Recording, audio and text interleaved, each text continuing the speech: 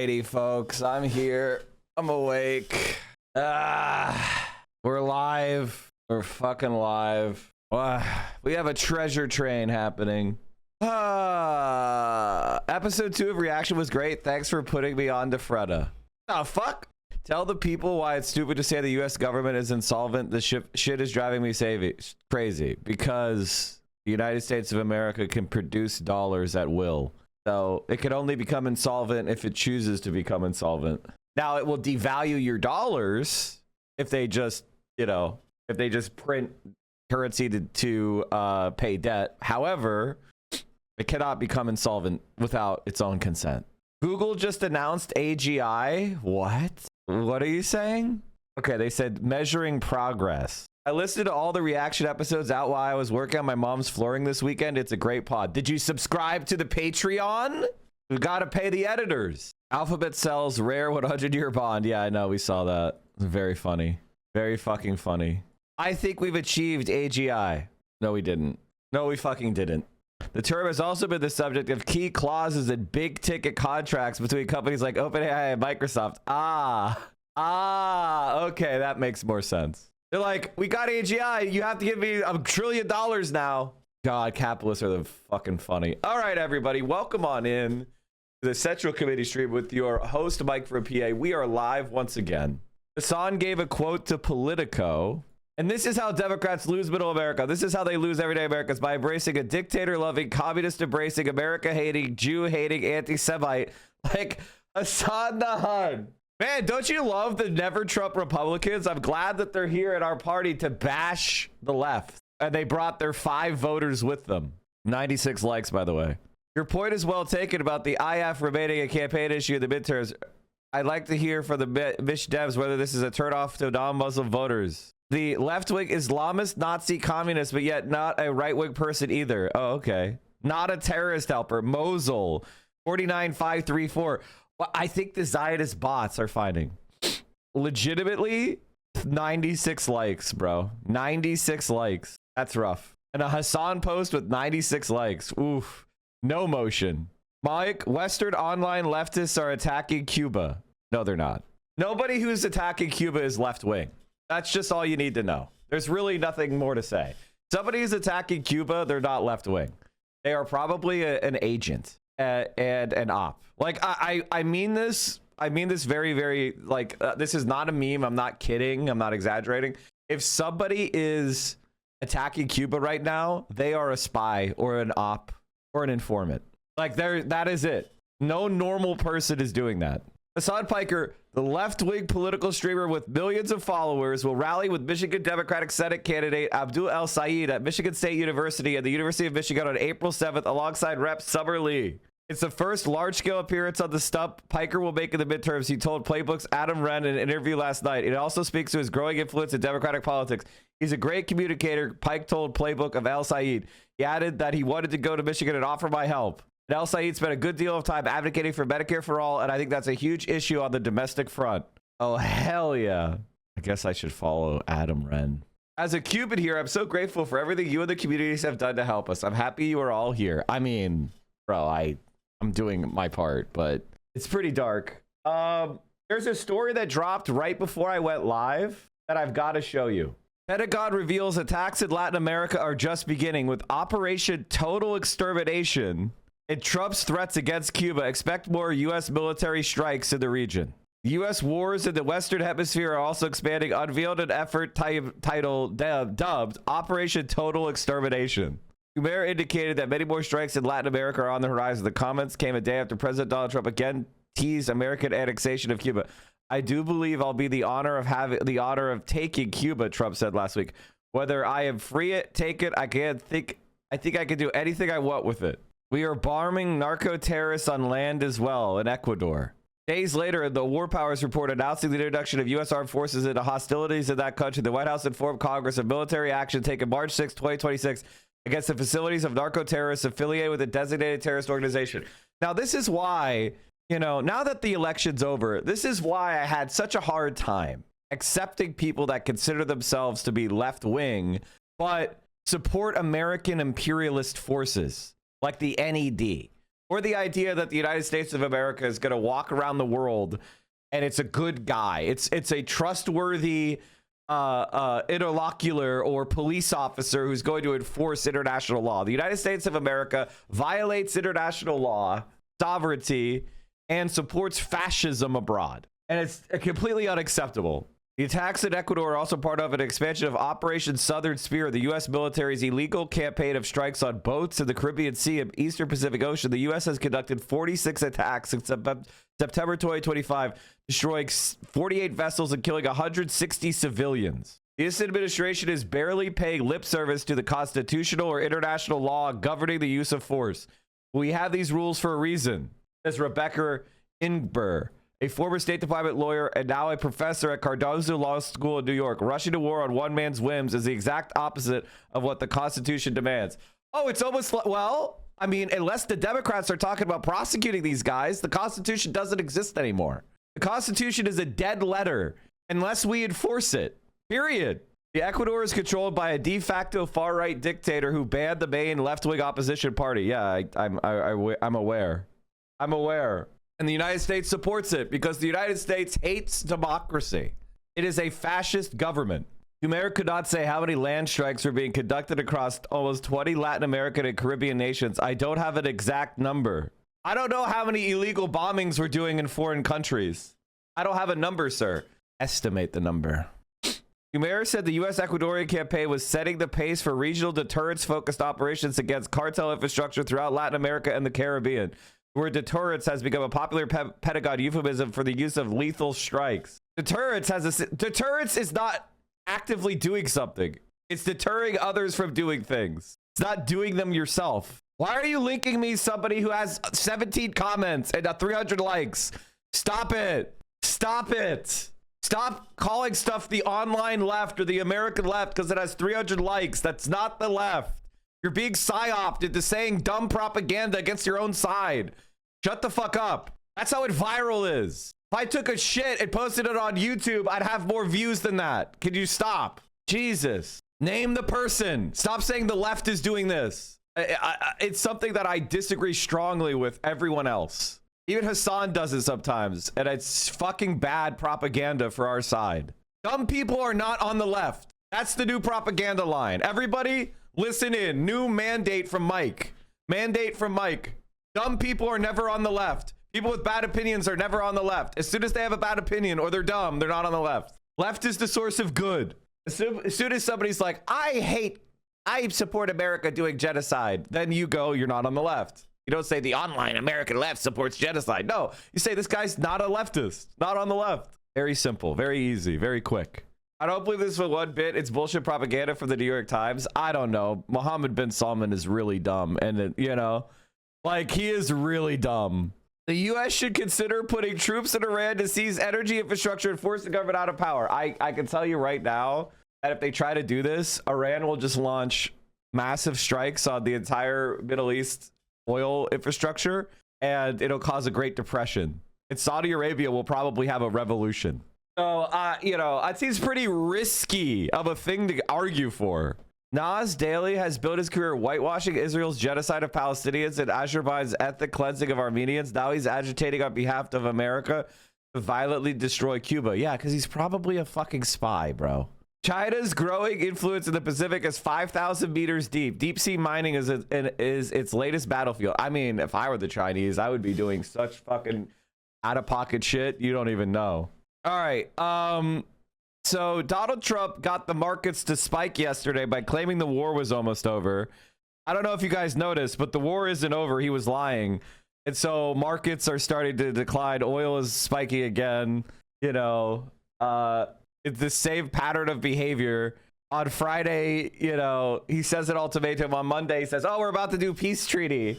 And then it turns out that it's not true. Can't get more out of pocket than hanging out with the Epstein class. I mean, that's Donald Trump. He is the Epstein class. I fucking hate these people, man. God, chat, please give me power. You can trust me with it. There's nothing wrong. Don't worry. Executive power, by the way, not legislative. Executive power. Come on. You can trust me with it. How many days until the Tripoli reaches the Middle East? The Tripoli is already there, I think. The USS Boxer is still sailing, and it's in the Pacific, I believe. Yeah. So the Tripoli is already there, I believe. There's no reporting on it because the Western media does censorship to protect American military operations. So they don't report the news so that American troops can have surprise. Okay, the United States Navy says it's at port. According to yesterday, it's at Diego Garcia. Here's where all our aircraft carriers are right now, or the the active operations that are happening. USS George Washington is at port at Osaka, Japan. Amphibious assault ship USS Tripoli is at port at Diego Garcia. The Tripoli Amphibious Ready Group, which includes Tripoli, USS New Orleans, and elements of the 31st Marine Expeditionary Unit, is en route to the Middle East after transiting the Strait of Malacca last week. USS Blue Ridge is underway in the South China Sea off the coast of Vietnam after leaving the Philippines. In New Zealand, Polar-class heavy icebreaker Polar Star arrived in Wellington, New Zealand, following icebreaker operations in McDurrow Sound, Antarctica. Okay, cool. The Iwo Jima Amphibious Ready Group is operating in the Caribbean Sea. Amphibious Ready Group, Iwo Jima, USS Fort Lauderdale, and USS San Antonio in the 22nd Marine Expeditionary Unit based out of Camp Lejeune and Marine Corps Air Base New River. Where the fuck's the Boxer? Oh, there it is. Amphibious assault ship USS Boxer deployed Wednesday from San Diego, California. According to ship spotters, the Boxer Amphibious Ready Group is underway in the U.S. 3rd Fleet Area of Operations. So they have no idea where it's going. Did you see they're going after Plattner hard? Oh, are you surprised? The anti-war, anti-Zionist candidate is getting attacked a lot? What do you know? China is doing the do nothing and win strategy. Unfortunately, that's going to cost us a lot of... What? Huh? China is not responsible for this shit. It's so funny to see a country taking care of its friends and its neighbors and its people and then go, it's their fault for not fighting me. Trust me, you don't want to live in that world. You don't want to live in the world where China is fighting the US. How about we just order the US to stand down by doing our own politics? How about that? Apparently, he said homophobic things in his Reddit 15 years ago. Oh my God, guys. I'm trying to imagine getting mad over that. Like, I'm sorry, guys. Like, come on, man. Barack Obama wasn't even supporting gay marriage 15 years ago. Like, what are we doing here? We are so used to outsourcing everything to China, even leftists wants to outsource political revolution. Yes, because Chinese people are the only people that do any fucking work in the world anymore. Everybody else is just sitting on their ass waiting for the Chinese to do everything for them. So the U.S. is sending more troops to the Middle East, even while the talks are continuing through intermediaries, as the Strait of Hormuz remains effectively closed, and that's got to change. So what could actually change things and maybe put us in control of the strait? Let's take a look at what's on its way. First off, you got two carriers that are coming our direction. They're not carriers, you fucking idiot. Technically, they're not considered carriers because they don't have a catapult. Unless you're talking about helicopter carriers. Amphibious assault ships are extremely advanced. This shit is so insanely wasteful. It's crazy, dude. The amount of money that's gone into this shit. The Chinese have a light carrier. The US doesn't. We have amphibious assault ships. And they rely on VTOL aircraft and helicopters, which effectively makes it kind of like a carrier, but not really, because it doesn't have a arresting system, and it doesn't have a I mean, it does, but it's an emergency arresting system that will damage the plane. And it doesn't have a catapult. The Chinese just launched one with a catapult, so it's more advanced than this. Let's go VTOL. Mike saying, I hate VTOL because it's stupid. VTOL is dumb as fuck. It's heavy. It reduces the performance of the aircraft, and it sucks. Get a real fucking plane. It's funny how Americans will dutifully wake up for their every morning for their job, then demand other people die for them. Yes, it's imperialist mentality. I've been saying for so many years, people have been saying that Patrick Bateman and I look alike. Now this pic has been going all over the place. What do you think? He was a serial killer, bro. Why the fuck are you calling yourself Patrick Bateman? He's a fucking serial killer. I can type, chat, I swear. People missing the point of a movie, Americans. Don't even get me started. He wants the Groyper vote. Gavin Newsom on Israel. Let's wrap here with a few lightning round adjacent questions. Do you consider yourself a Zionist? Do I consider myself a Zionist? Yes. I believe, I revere the state of Israel. I'm proud to support the state of Israel. Yes. I deeply, deeply oppose Bibi Netanyahu's leadership, his opposition to the two-state solution, and deeply oppose how he is indulging the far right as it relates to what's going on in the West Bank. So let's wrap here with a few. Guys, he's not going anywhere. He's not going anywhere, man. He's not going anywhere. He's not going anywhere. The delusion of these people is so funny. It's so fucking funny. They're getting us into a war in Iran right now. Do you see the Marines going to Iran? Do you think they're doing this for giggles? They're going to invade. The economy's about to crash. All right, like, honestly, I need to start doing shit because preparing myself for the economy that's going to crash. I hope Twitch survives, honestly. That's my main concern. My main concern is that the money for stuff like video games is going to collapse at such an extreme rate that platforms like Twitch might die out. That's what I'm honestly concerned about. Like, I'm worried about my banks is what I'm worried about. Like, are my banks gonna fail? You think when oil gets cut off for the Middle East, that this is gonna just be hunky-dory when we're spending hundreds of billions of dollars and there's no oil in the Middle East at all? We have an energy crunch and you have to sit there waiting at the fucking gas station. And they're probably too stupid to do rationing. They're probably too stupid to do rationing, which means what? The price is going to go sky fucking high. Fill your gas tank and every tank you can. Spreading false information is crazy and scaring your viewers. This is not false information. This is a highly likely possibility. And you should be aware of this risk. Just this morning, a major private credit fund failed 45% of requested withdrawals. There's a major percolating problem within the capital markets and the so-called private credit funds. Home flippers see smallest profits since Great Recession. Home buying is down 20%. We're creating zero jobs. That's the economic reality.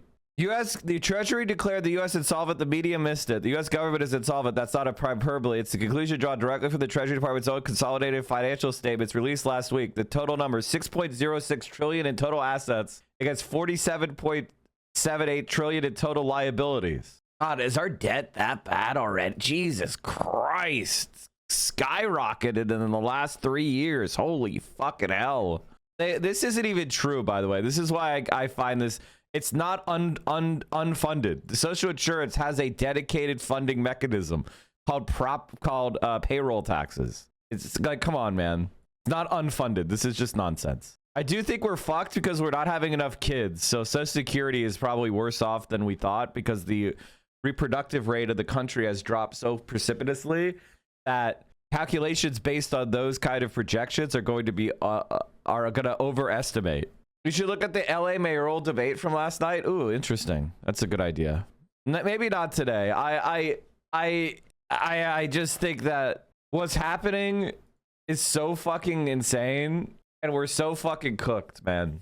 And everyone's in denial. Everyone's in denial. And I don't understand why they're in denial. Like the counter arguments, they're not even bothering making counter arguments. They're not even bothering making counter arguments. Like the counter arguments come down to, yeah, he's not going to use these troops he's sending to the Middle East. And Iran is going to just forget that their leader's father being assassinated and their country bombed. And they're just going to accept Israel seizing large portions of Lebanon and Syria. I mean, I guess that's really that's the argument.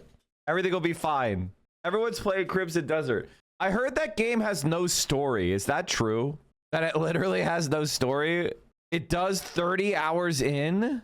Video game stories are trash anyways. Who cares? I don't know. I've been playing... I played CK Kingdom Come Deliverance 2 when it first came out. And now I'm going back because all the DLCs are out. So I'm replaying it hardcore. You know, I'm doing a Lent hardcore whatever run with all the negative attributes selected. Plus not killing any animals or eating meat. And I enjoy the story. It's fun. I'm doing the leftist run. Yeah, the vegan run. Because I want to 100% it because I actually like that game quite a bit. Also, the combat is so much more fun when you don't have a bunch of UI telling you exactly what button to press. So that's good. You have to like look at the enemy's bodies and how they're moving and pick your response. It's good. I got lucky. I got the first game free and then the second game oh, they're very good. They're very good. Also, like the way I play CK2 is like Kingdom Come Deliverance 2 is I do like every side mission before I advance the main story. I don't know why I'm like this. I also like CK2 as well. That's a good game. CK3 as well. The U.S.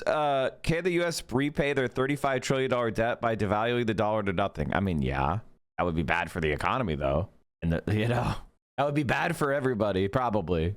Why could I get whenever I tried to play Expedition 33?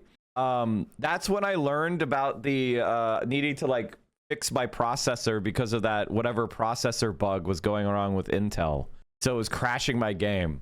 I had to learn about like, oh yeah, your processor is being fried because they have bad the Intel CPU BIOS. Am I tripping or is it dark? Hold on, let me. It is overcast today, so there's less natural light coming in my room. Hold on, let me just boost the camera. There you go. The lighting levels in my room change. Anyway, we're all gonna fucking die. Marine Expeditionary Unit coming on this ship. About 2,500 Marines are coming. Oh my God, this is so. Oh Jesus, this is so funny. This is so fucking funny. Nobody showed this to Bad and Panada.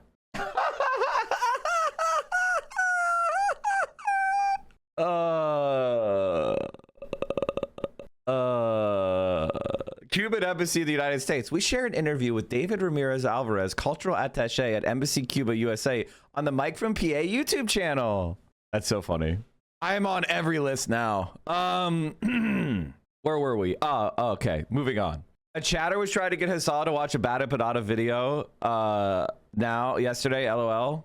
Guys, Bad and Panada, he's done. He's toasted. Mike, why don't you change your channel name? Central Committee SEO is dog shit. Because that doesn't matter for Twitch growth. It really doesn't, bro. It really fucking doesn't. Twitch growth is like organically through the platform. It's like, it doesn't fucking matter. Should I buy a gaming PC now before everything crashes? I don't fucking know, man. You got the extra money? Do you have you have 6 months of savings?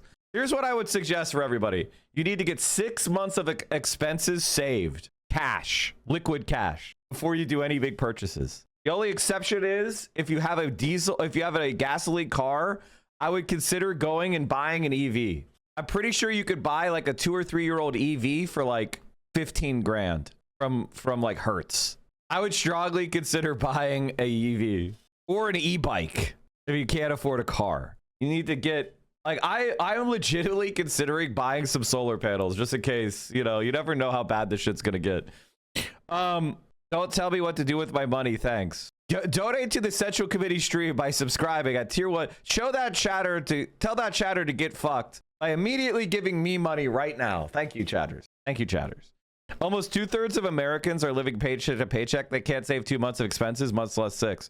Hey, I'm not saying that it's fair. I'm telling you what is prudent. I'm not telling you what's fair.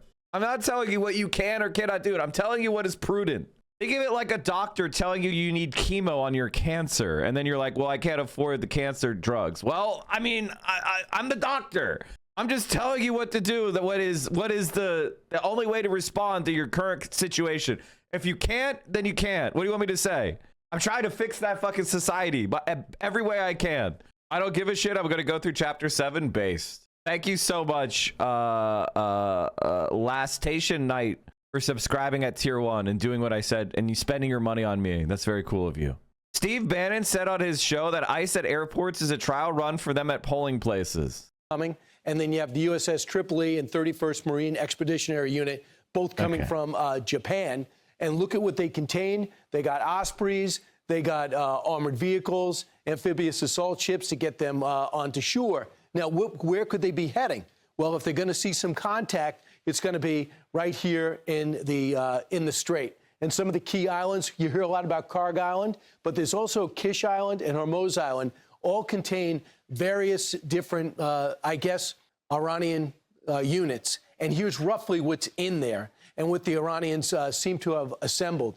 They got rocket launchers on these islands. They got some submarines there. They got to be destroyed, obviously. Unmanned surface vehicles. Heavily armed speedboats, they got to be destroyed. Most leftists in real life will just indulge in every single possible luxury without having the money. They get evicted and beg to live with you. Keep in mind, they're not even unemployed. They just think they deserve the luxury. That's just Americans, bro. That has nothing to do with leftists. That's just Americans. Americans are financially illiterate.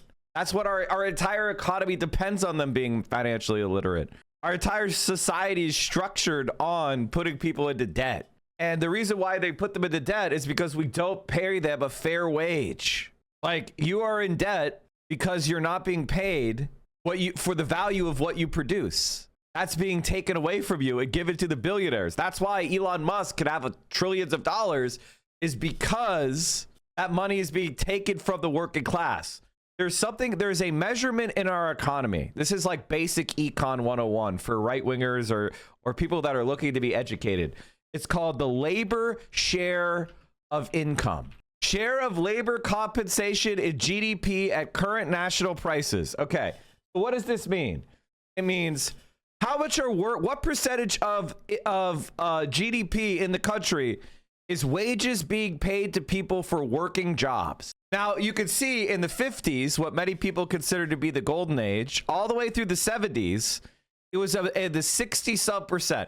So 65% of, between 63 and 65% of the income of the GDP was income to labor. And when they started breaking unions with Ronald Reagan, you can see what happened. And now, this is George W. Bush got into office. It was almost recovered. It was at 64%. It almost recovered during the Clinton administration, right? And then we had the dot-com bubble. When the dot-com bubble burst, right as George Bush came into office, the labor share of income started declining. And now we are seeing it record low. It's never been this low. So in other words, workers have not gotten this low of a share of income of the national GDP since it's been measured starting in 1950. So workers are being paid less than ever before. This is an objective measurement. It has nothing to do with my opinion. This is not lefty propaganda. This is facts. The capitalists are fighting a class war and they're winning. That's why there are now people with hundreds of billions of dollars, because the share of GDP that goes to labor, goes to workers, is lower than ever before. And this is what people don't, it's just the reality. You can see it getting worse. This one's starting at 1945. Labor share for all workers, record low. And if we look at productivity does it okay, I'm Pimco, fuck you. Oh, Jesus Christ, I hate you so fucking much. Okay, can I see? Thank you. Oh, here it is. They're doing the same thing. Look at that. Record low. Labor share of income hits record low. Thank you, man. Appreciate you, Pimco, for saying I'm right. If you look at U.S. labor productivity, it has continued to skyrocket. U.S. labor is more productive than ever. Here's another chart. Productivity soars, wages stagnate. So workers are producing more than ever, but their wages are lower than ever. The capitalists have been fighting a class war against you, and they're extracting more because you don't have labor power. You don't have a union. You don't have a left-wing political party that goes into power from time to time to make sure you're getting your fair share. That's why you don't have vacation days and sick days. That's why you have to get into debt for trade school or college. It's why you don't have health insurance or health coverage as a right. All of these things. It's why you can't afford to buy a house. Now do China. This data is too choppy. The thing about China is, and also, because dude, there's 4 data points. Come on. If you look at China in particular, Chinese people own their own home. Do you guys know that Chinese wages have increased 25 times, 2,500% since 1976? I don't think people understand that. Mike, will you sell me a grilled cheese? I'm pretty sure you can handle that, man. I know your mom doesn't let you in the kitchen because she thinks you'll hurt yourself, but I believe in you. Go get some American cheese and some Wonder Bread, a little bit of butter, and the skillet, and I think you can manage it. Your mom will be so proud. Just make sure you clean up after yourself. The skillet will be hot after you cook it. So make sure that you let it cool. I'd rather trade for it from you. No, save your disability payments for something more important. I believe in you, man. They're the ones causing so much havoc and potential havoc that keeps the Strait of Hormuz pretty much closed. And this is essentially what Kitch Island would do if we had control of that. Opportunity in the put us in the catbird seat to be able to maybe reopen that strait once and for all and give us the leverage back in that area. And, of course, alleviate the glut of oil that just isn't going through. Yesterday, just 3 ships. We need about 100. Retired Lieutenant General Keith Kellogg joins us now. He served as former assistant to President Trump and special presidential envoy for Ukraine. General, how would you characterize where we're at right now? And what do you think that our Marines could do when they get into theater? Yeah, Brian, it's good to be with you. You brought up some really great points there on ground forces. Look, I'm a big believer right now we just need to secure the Strait of Hormuz. And you can do that with 2 amphibious ready groups, Marine ready groups that We're talking about hundreds of miles of coastline. Now, chat, remember, the mic from PA, as soon as I heard about the Tripoli, I said they're invading. Remember that. Remember that. They don't break those ships out for nothing. They are the break glass weapon. They don't send those Marines out like that to stand around. Those are our ready forces in case of some sort of emergency. The fact that they're being deployed means we are in the emergency. They don't do that for jokes and giggles. They're going to invade. But Donald Trump is a dumb fuck and they didn't plan shit. So these are forces that have been in these ready positions for decades. Instead of moving because we don't have any allies that want us to do this. Okay? So that's like in the invasion of Iraq, we had allies that we pressured to allow us to invade Iraq. So none of our allies would support us invading Iran. So we didn't contact any of our allies so we could pre-position regular army units. So we're going to have to get Marines. And then, by the way, what are we going to do? Fly in the 82nd Airborne? Is that the fucking plan? The plan is to grab a beachhead and then fly in the 82nd Airborne? And like this 200 billion, that's what 200 billion is for, by the way. 200 billion is for that type of fucking war where we're resupplying from airlift. Like this, guys, we're about to have a ground war in Iran. I need you to understand that. I need you to process that. I know it doesn't seem real. It doesn't seem like it's actually happening, but no, it is. This is the coastline they want to secure. There's a reason why Iran has not been conquered. Do you see these mountains? They provide shields against incursion. This makes Afghanistan look like a picnic. They're so fucking stupid. It's unbelievable. are headed in that way. They're a self-contained unit. They've got aviation assets. They've got helicopter assets. They've got 2,500 Marines on each one of the ARGs. And they can open up the straits out there and occupy that ground. Look. Just from a practical point of view, it's very inefficient. Just go through Saudi Arabia or Kuwait. They're not touching Iran. Kuwait and Saudi Arabia don't touch Iran. You would need to go through Iraq. And in case you don't know, American forces are being forced to retreat from Iraq. It's not a story that's being talked about. But U.S. forces are being pushed out of Iraq by Iranian militias, Iranian-allied militias. I don't know if you saw that, but the U.S. just got routed from Iraq. It's not being reported on because the mainstream media does propaganda for the CIA. Trump makes moves to take all troops out of Iraq and Syria. Source tells RS that complete Baghdad withdrawal will happen by September 2026, and NATO and military advisors will leave at that same time. That was January. No, this isn't the one I'm thinking of. No. Hold on. Oh, here it is. U.S. NATO seeks 24-hour truce to withdraw from Iraq, resistance says. United States and NATO have sought a temporary ceasefire in Iraq to facilitate their withdrawal, according to Iraqi resistance factions. This story is not getting any reporting. The story is not getting any reporting because it's not in the interest of America to realize that we're losing the fucking war. And the Iraqis do not support us attacking Iran. Surprise, surprise. I'm a big believer in putting boots on the ground, not necessarily into Iran, but taking Karg Island and also taking the Strait of Hormuz. You cannot do that, you dumb fuck. You sailed right here. You are in range of direct cannon fire. You are in the range of tube artillery, you dumb fuck. You're gonna get shelled. Let alone, people are talking about drones. They're in the range of tube artillery.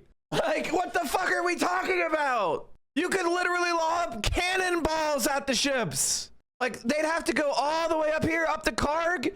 That's not possible. The moment they enter the Gulf of Oman, the moment they come in here, they're gonna get fucking destroyed. They're gonna get fucking obliterated. if not obliterated. They're going to have, I mean, they could just have suicide speedboats come out. Drones, suicide speedboats, submersible drones, aerial drones, ballistic artillery, rocket artillery, ballistic missiles, tube artillery. They could be firing 80 fucking million things. I mean, I don't know if the Iranians have the capability. I guess we'll see. But this would be the dumbest, most risky move of all time. Look, we kind of need to do it the way the Romans used to do it. You need to put, your legions on the ground to secure the territory and give them. The Romans got their ass kicked by the Persians, you stupid fuck. They had the gold. They had Cassus at his, is it Cassus who had gold poured down his throat? These are the people that stopped the Roman Empire. Are you stupid? Crassus, not Cassus. Thank you. Crassus. Jesus fucking Christ. Confidence that they can do it, that we can open up the strait. Look, I know there's risk involved. There's always risk involved, but those kids, those young men and women, they understand the risk involved on taking both cargo and opening up the Strait of Hormuz as well. So they've got the ability to do it. The amphibious ready groups of the Marines, they can open up the lower half of the strait, do it. And then I turn around to maybe the 82nd Airborne Division or Rangers. Exactly what I told you they were going to try to do. Oh my fucking God. Exactly what I said they were going to do. Boomers never fought a war like this. They really haven't. Or somebody like that to take Kharg Island. I would be able to control basically the oil outflow of Iran. And then when you start talking to Galibaf, who's the name that you hear being mentioned, who's the Speaker of the House of Iran, that gives them more leverage to do it. You basically cut off their economic lifeline. President Trump saw that in 1988 when he mentioned he should take Kharg Island. And he's the only president that's had the guts to be able to launch forces into the Gulf region. 1988? What the fuck is this blathering dipshit talking about? To take control of that. I mean, it controls not... Mike, you got out China maxed again. A photo Hassan was spotted on display at a tailor shop in China. Yeah, that's cool. That's fine. Hassan went to Cuba and the Cuban embassy posted my video anyway. Mogged. Fucking mogged. Us. It controls much of the economies of the Far East and also partially of Europe. And they've got responsibility as well. So when you talk about risk, you talk about when you take an island, you also become a target. They know where we are at, and they'll know how to get to us, and they could go try to get lucky once. Would you go to that island with missile defense, with some type of drone defense? Oh, absolutely. I mean, you take it out. I mean, the risk I'm talking about do we go with when you've got for soldiers, example, sailors, General, airmen, and Marines, you understand that. But General, do we go with the island? Oh, it was private. It was private. The private credit market is starting to show signs of weakness. Private credit fund run by KKR and Future Standard to junk as bad loans grow. More of the private credit market is starting to freeze up. To be able to deploy some type of anti-drone technology and some missile defense. So when we get there, we have some protection. Oh, absolutely. But you have protection with the ARG itself, with the ships of the ARG that are there. Plus, you have the air support of the ARG, the U.S. Marine Corps that's got there. I have great confidence in our men and women in the military, and especially of the Marine Corps, that they're able to do that job. And I think it's a two-part effort, though. I just don't think you can only open the strait. The reason why the United States military hasn't done stuff like this is part of the reason why we're an empire is because of the mystique. It's the threat of a thing being more intimidating than the thing itself. If we send these amphibious assault ships in, can you imagine if one of them gets sunk or heavily damaged? The air will come out of the empire. You mentioned earlier that other countries don't know about the U.S. attack on Iran. Why do you think that? Because I remember the whole Greenland thing was happening. Trump leaked Macron messages said, "My friend, we're totally in line on Syria. We could do great things in Iran. I do not understand what you're doing on Greenland." So based on that, I feel like other countries knew about what more. Well, they were just talking about pressuring Iran because Trump had done a strike on the nuclear facilities and had stopped the strikes. So they were talking about, putting diplomatic pressure on Iran to get some sort of deal where Trump would look good, not invade Iran. And how do I know they don't support it? Because they don't support it. Do you see any French planes flying over Iran? Do you see French ships patrolling Hormuz? No, they're saying no. They're saying no. And Hap Lewis, thank you for the 10 tier ones. Can we get some bended knees for the gifter? Chat, when somebody gifts subs to the stream, make sure that I thank them. I want to make sure that I want to change my ways. Okay, we got to thank the gifters. But you can also go after Kharg Island, which is basically the economic lifeline. See, I'm one of those believers that, I know you're talking about boots on the ground and people rub their hands in a negative manner or basically clutch their pearls. But the fact is, over time, over history, The only way you solve a solution is to put boots on the ground and control the environment. You can do certain things from the air, you can do certain things from the sea, but there's time you have to occupy land, like I said earlier, just like the Romans did.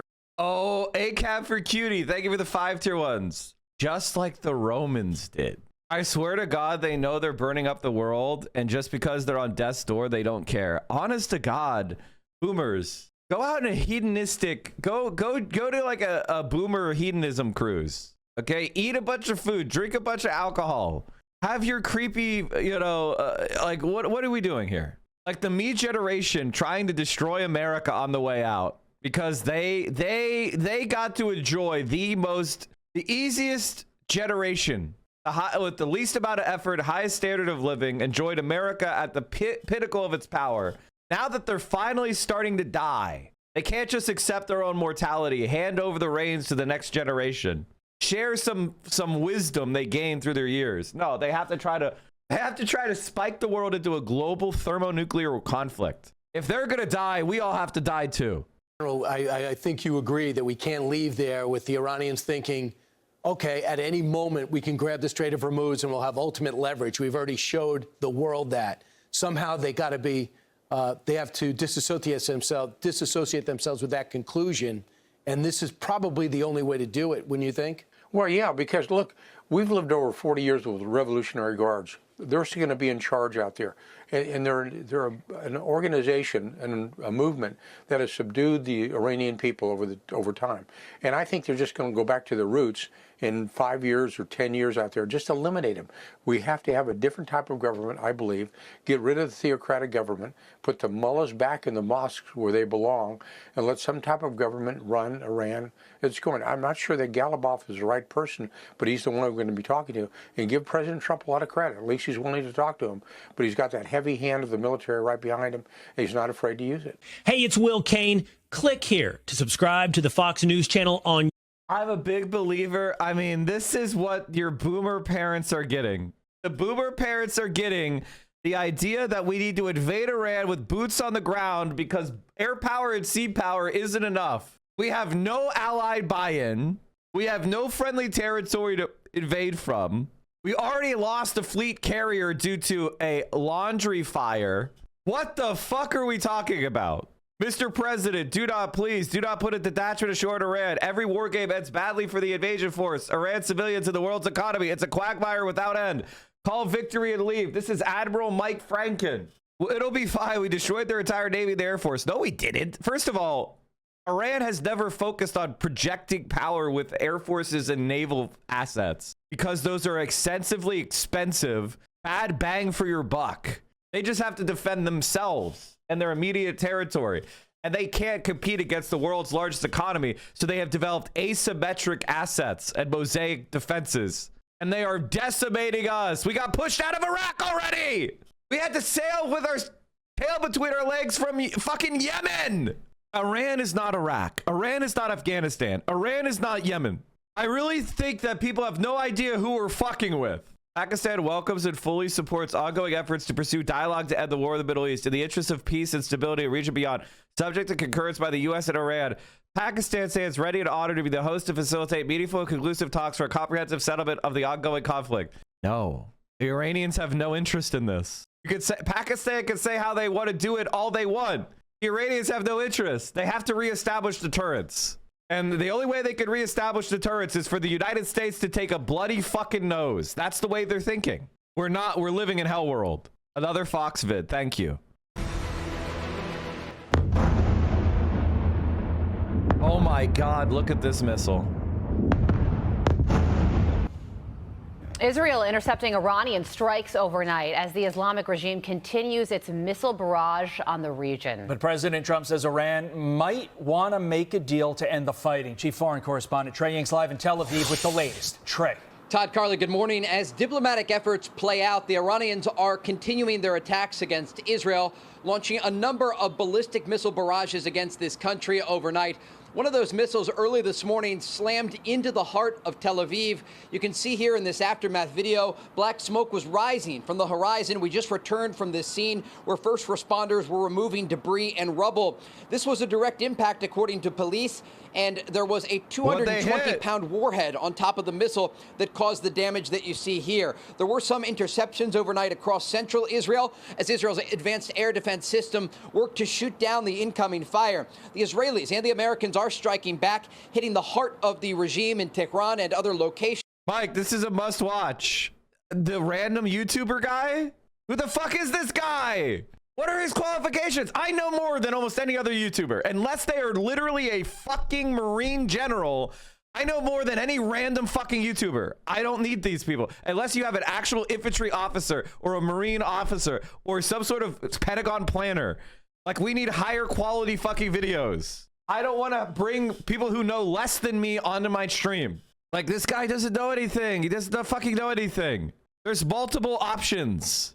In this video, option 1, take control of Karg Island. This is the scenario pushed by the mainstream media. Here from Politico, and same thing here on Axios. Would really go take Karg Island. And we also have Karg Island. The military assets on Karg Island were destroyed. This is exactly why I have a feeling this is all maskirovka, all part of some deception and definitely not the main objective. Because to me, it just doesn't make sense. But for the fun of it, let's just run the scenario. Karg is located north of the Persian Gulf, about 30 kilometers from the Iran mainland. This island is very strategic because it handles 90% of Iran's oil exports. Seizing it could cripple the Iranian economy and serve as a major leverage.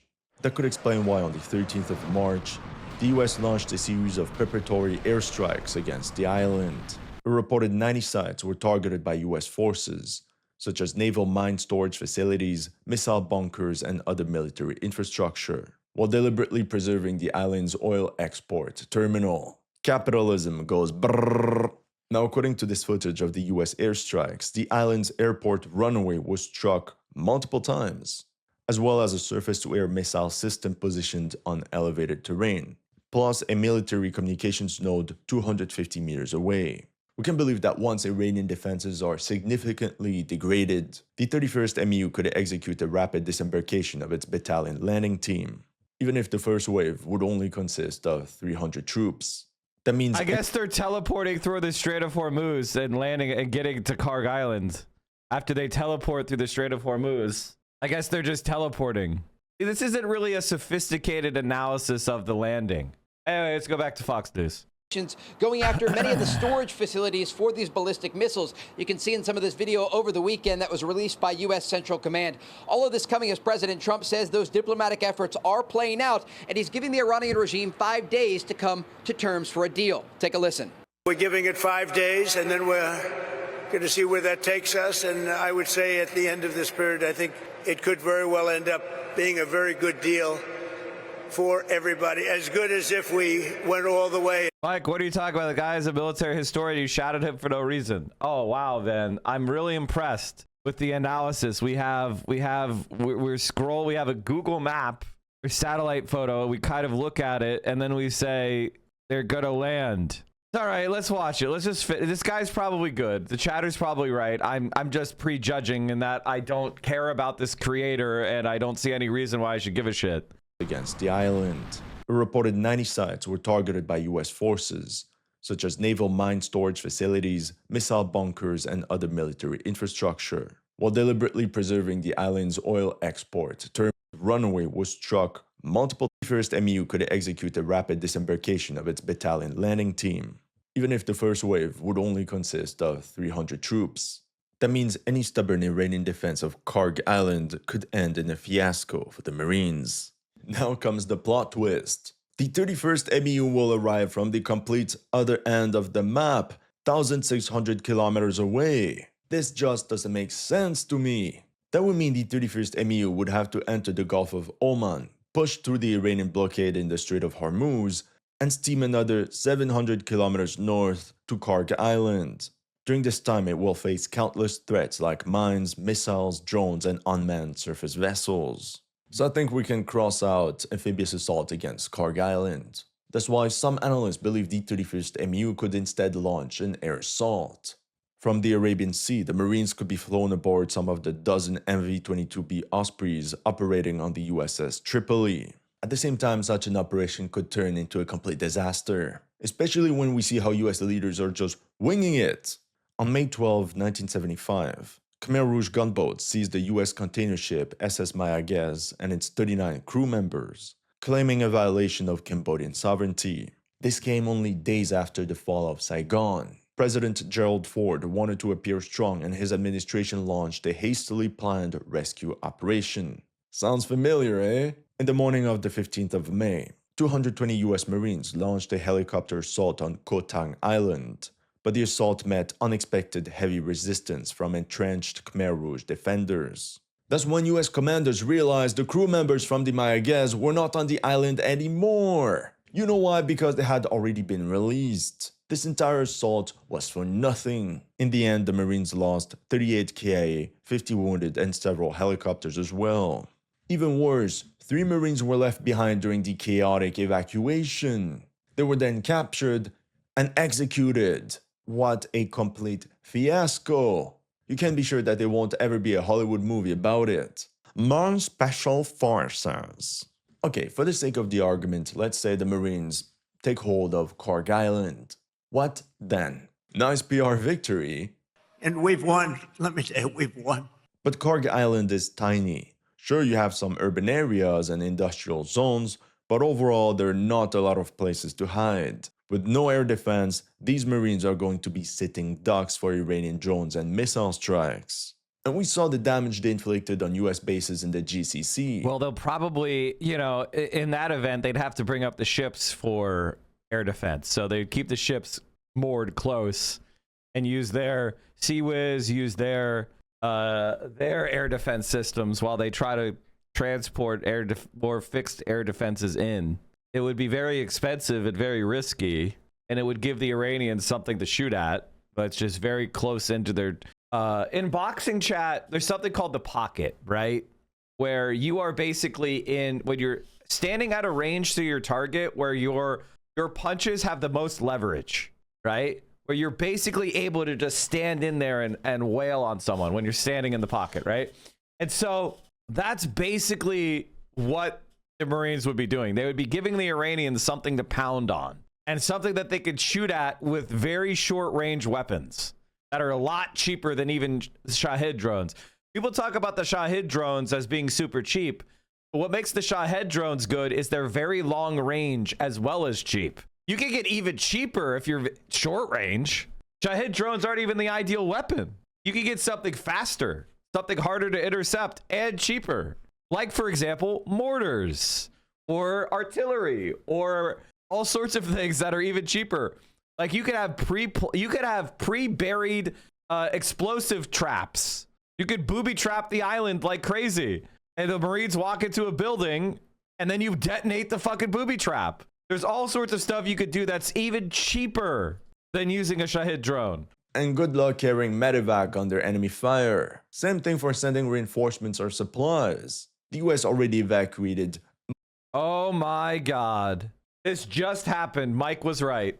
Fox News has learned that the commander of the 82nd Airborne Division, Major General Brandon Tegtmeyer, and his command element members of his headquarters staff have been ordered to deploy to the Middle East as the Pentagon and White House weigh whether to send the 82nd Airborne Division to the Middle East for possible land operations. There has been speculation that the U.S. would use ground forces to possibly take Kharg Island or other missions inside Iran. This would be the first step needed to plan for such a contingency.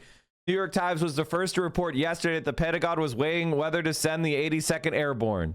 Prior to the Russian invasion of Ukraine, there is a bias that nothing ever happens. That's the bias. And so we all don't want to believe that we would do something this fucking stupid because it doesn't make sense. It didn't make sense for the Russians to invade Ukraine. Certainly doesn't make sense for the United States to invade Iran. But you cannot look at the world from your perspective. You have to look at the world from other people's perspectives using material analysis of the current conditions and recognize that your point of view, your opinion is not the only one that is operative. The people that are running the American government believe that the earth is 7,000 years old. They are profoundly stupid. in a way that is hard for all of us to understand. All of us look at this and we go, this is insane. We just lost the war in Afghanistan. The Taliban are nothing compared to the IRGC. We lost the war in Iraq. Those were Iranian proxies. We just lost a struggle against the fucking Houthis in the Red Sea. We're losing to their proxies and we're gonna take on the main force in their home turf? Does a land invasion mean they don't want to use a nuke yet?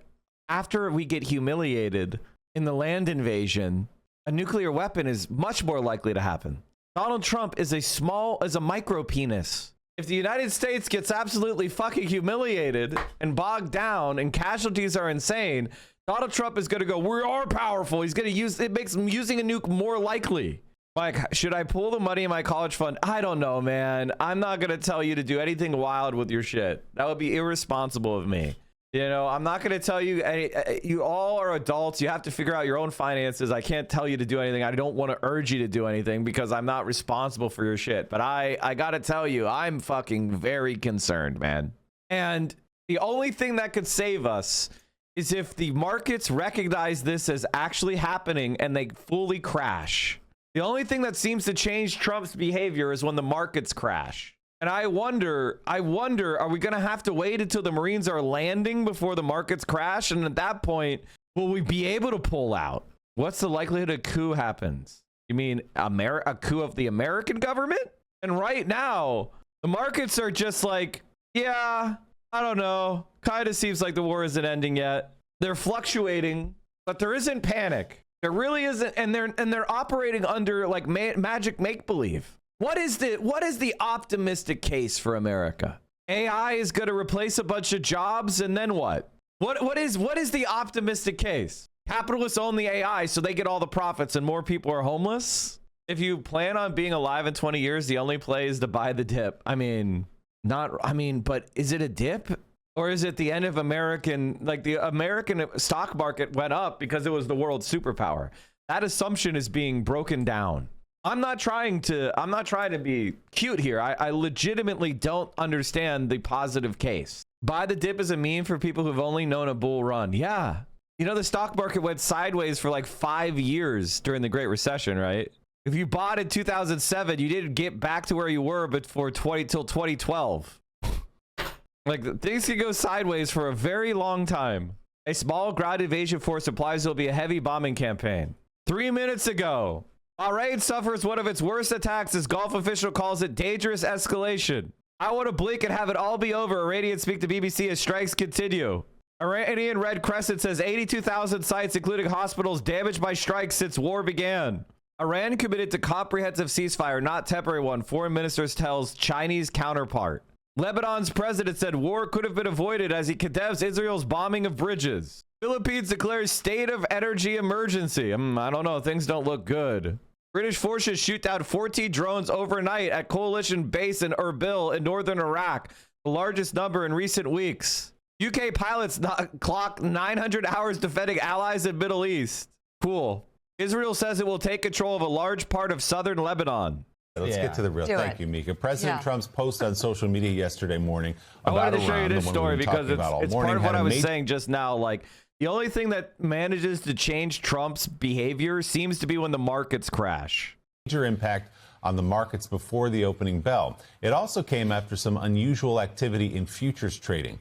CNBC notes there was a sharp and isolated jump in volume for the S&P futures and oil futures at about 6:50 a.m., breaking from what was an otherwise subdued pre-market session. About 15 minutes later, President Trump posted on Truth Social that the U.S. and Iran had held talks and that he was delaying planned strikes on Iranian power plants and energy infrastructure. That announcement sparked an instant rally in risk, with S&P 500 futures soaring more than 2.5% before the opening bell, while West Texas Intermediate futures dropped nearly 6% after the post. That's oil. Fortune magazine put it this way, quote, "In the time it takes to walk from your car to your desk, President Trump added $1.7 trillion to stocks and pushed the price of oil down by $17, or approximately 15%. By the time you got your coffee, Iran had reportedly called him a liar, and half of those gains vanished." You remember Wall Street Hal Holbrook's character going, but don't, do it. Just don't. You're going to get in trouble. Mm-hmm. I'm going to be that old guy right now. There are a lot of stupid people that are thinking, oh, you know what? We're in the Wild West. We can trade on inside information. This will never catch up to us. We'll make a quick buck. I'm Hal Holbrook. Don't do it, Bob. Because there's no free lunch. If they don't get you now, they're going to get you sometime, right? There are a lot of stupid people that are trading on inside information right now that are going to get in trouble down the road because everything's public. They're going to find out who got inside information. It might be too early of a call, but things appear to be happening. What do you mean things? What the fuck does things mean? Use your words. Find out who made a quick buck, and it's just not worth it. They may feel protected today. Right. People in charge today will not be tomorrow. Let's bring in former Treasury official, Morning Joe economic analyst Steve Rattner. He's got charts on how the war with Iran is impacting the economy and perhaps the other way around. So, Steve, before you get into your charts, just your take on what you heard there about that futures trading yesterday. Yeah, look, there's a lot of stuff that goes on Wall Street that is not, shall we say, fully compliant, and now you have an administration that doesn't Wall Street is committing crimes again? around, Who knew? Around what I'll call corruption, and if you end up getting caught, and Joe's certainly right, you shouldn't try, maybe the president will pardon you. So none of this is totally surprising in the current environment in Washington. That folds into your first chart. Trump accedes to the market. So yesterday morning, a little after, just over 24 hours ago now, he puts out that statement that we're negotiating with Iran and takes a little pressure off the markets. Yeah, so there's been a lot of speculation about why Trump did what he did. Let me give you a theory from the market's point of view, and we all know that Trump is highly responsive to the market. So the S&P was sort of tottering along most of this year, not doing terribly much. The war starts, and the S&P drops 4.3%, but it drops 3.1% just in the last week. And we all know that Trump is very sensitive to the market. But then he put out that tweet on Saturday night about increasing the bombing of energy infrastructure and utility power plants and so on. And so on Sunday night, which is when markets in Asia open our time, the Asian markets rolled over. And they were down about 3.5%. 3.5%, just to put that in Dow Jones terminology, is 1,600 points. Obviously, a major, major drop. So Trump wakes up in the morning, and that's what he's greeted by. And then what he's also greeted by is what's happening in Treasury yields. So at roughly, I just picked 5:50 in the morning was sort of this low point. Traders on the East Coast are starting to wake up. 10-year Treasury yields, which Trump is very sensitive to. You remember on Liberation Day, or after Liberation Day, when the bond market rolled over, and then he quickly paused the tariffs because rates were going up. So rates start going up pretty sharply because of what happened in Asia and what he had said on Saturday night. And then, lo and behold, Trump delays the strike. Rates go all the way back down here. Then the Iranians deny things are happening, and they go part way up here, and then they bounce around all day as everybody's trying to figure out what's going on. So it really does look like Trump was in pretty much of a hurry at 7 o'clock Monday morning when he did his 180 here because of what was happening in the bond market. So, Steve, are the oil markets just waiting for the Strait of Hormuz to open up, or maybe longer term for this war to end before they stabilize? Yeah, definitely oil prices are not going to really stabilize at lower levels until the Straits of Hormuz open. Why don't we go to my third chart? Maybe we can go back to this one later. But so what's happening with gasoline? So gasoline has jumped up enormously, as everybody knows. It's almost $6 a gallon in California, and even in some of the western states, southwestern states, where prices are still relatively low, they've taken a big jump. And so this is a curve of oil futures, and you can see this is where oil was before the war started. This is where oil got to before Trump did his 180 on Monday morning, and it settled back here. But the important point here is, yes, oil is a heck of a lot higher than it was. But traders at least believe that even if the war ends, oil is going to stay materially higher than it was before. This is about $10 a barrel. There's 2.5 cents per barrel in terms of the cost. So say 25 cents on gasoline, staying higher for longer. Because of what the damage that's been done in the Middle East to the infrastructure and to the oil facilities. And so this is another reason why Trump is trying hard to get it over with. All right, now you can moonwalk back to your second chart. The Fed outlook worsens. What are you looking at there? You know, I'm trying to be flexible here so we can move around however you want. But yes, so in terms of other things that are worrying Trump is inflation.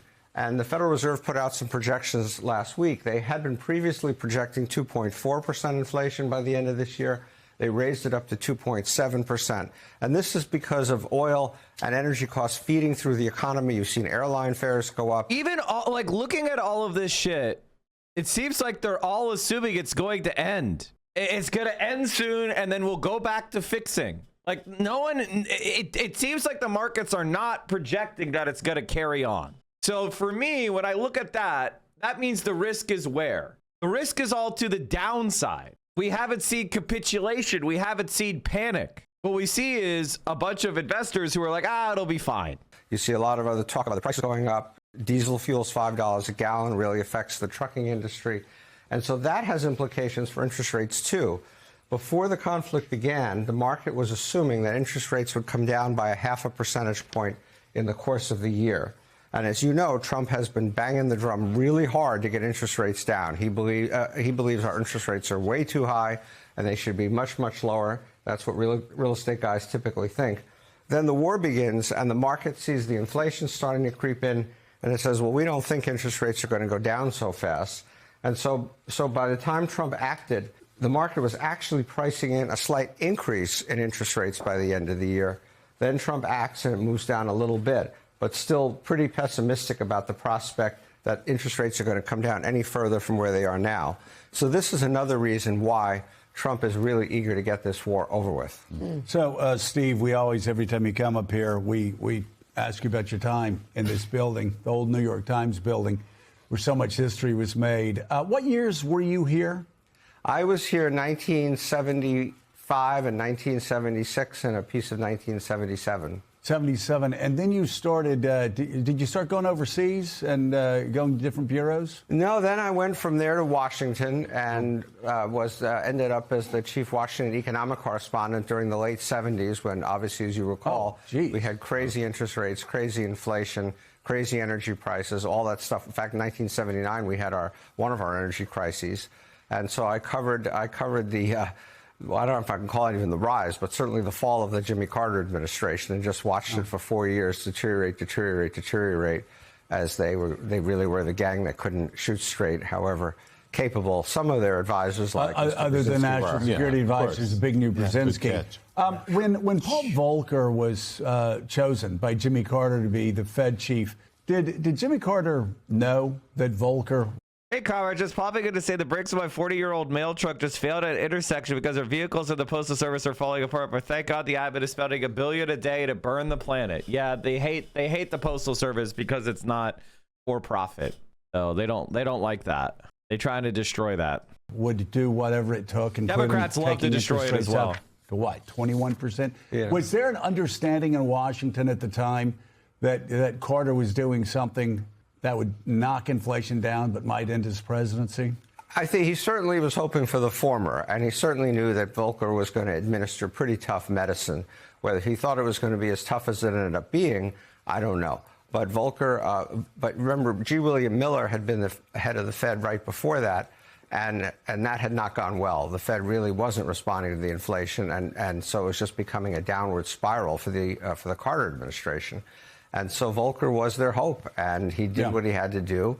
And fortunately for Reagan, when Reagan came in, he had 4 years for Volcker to get this under control and for him to get reelected so he could take the pain in a way that Carter couldn't because it came right up against his election in 1980. So where would you guys go down to the Washington Bureau in 1979, 1980 after doing your work? Like what?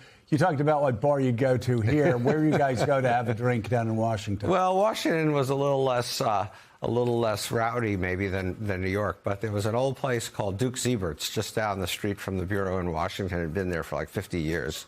And so so that's where we went to hang out. And it's long gone, unfortunately, because it was a fun place. All right. Well, when Steve Rattner returns, we're going to talk more about the history of this building, and also going to ask him about he's our Forrest Gump because he was where he needed to be in 78, 79, amazing.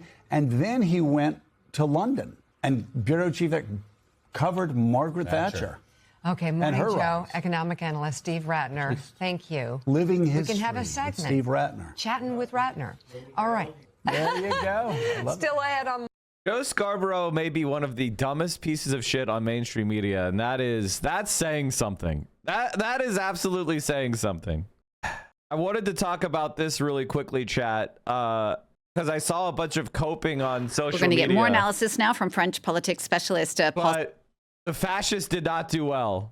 Smith from the University of Nottingham. In Paul, France. thanks so much for coming on the show. Always great to get your point of view on all of these subjects. What are your thoughts as we're looking toward now the presidential election next year? These mayoral elections were really meant to be a bellwether for that vote. What do you take from all of this? Well, I would pick up, first of all, on what Clovis was saying there about the way that the alliance with La France Insoumise has actually acted as kind of slowed down the Parti Socialiste. A lot of heart-searching overnight and this morning within the Parti Socialiste about their future relationship with La France Insoumise. So that's one of the issues there.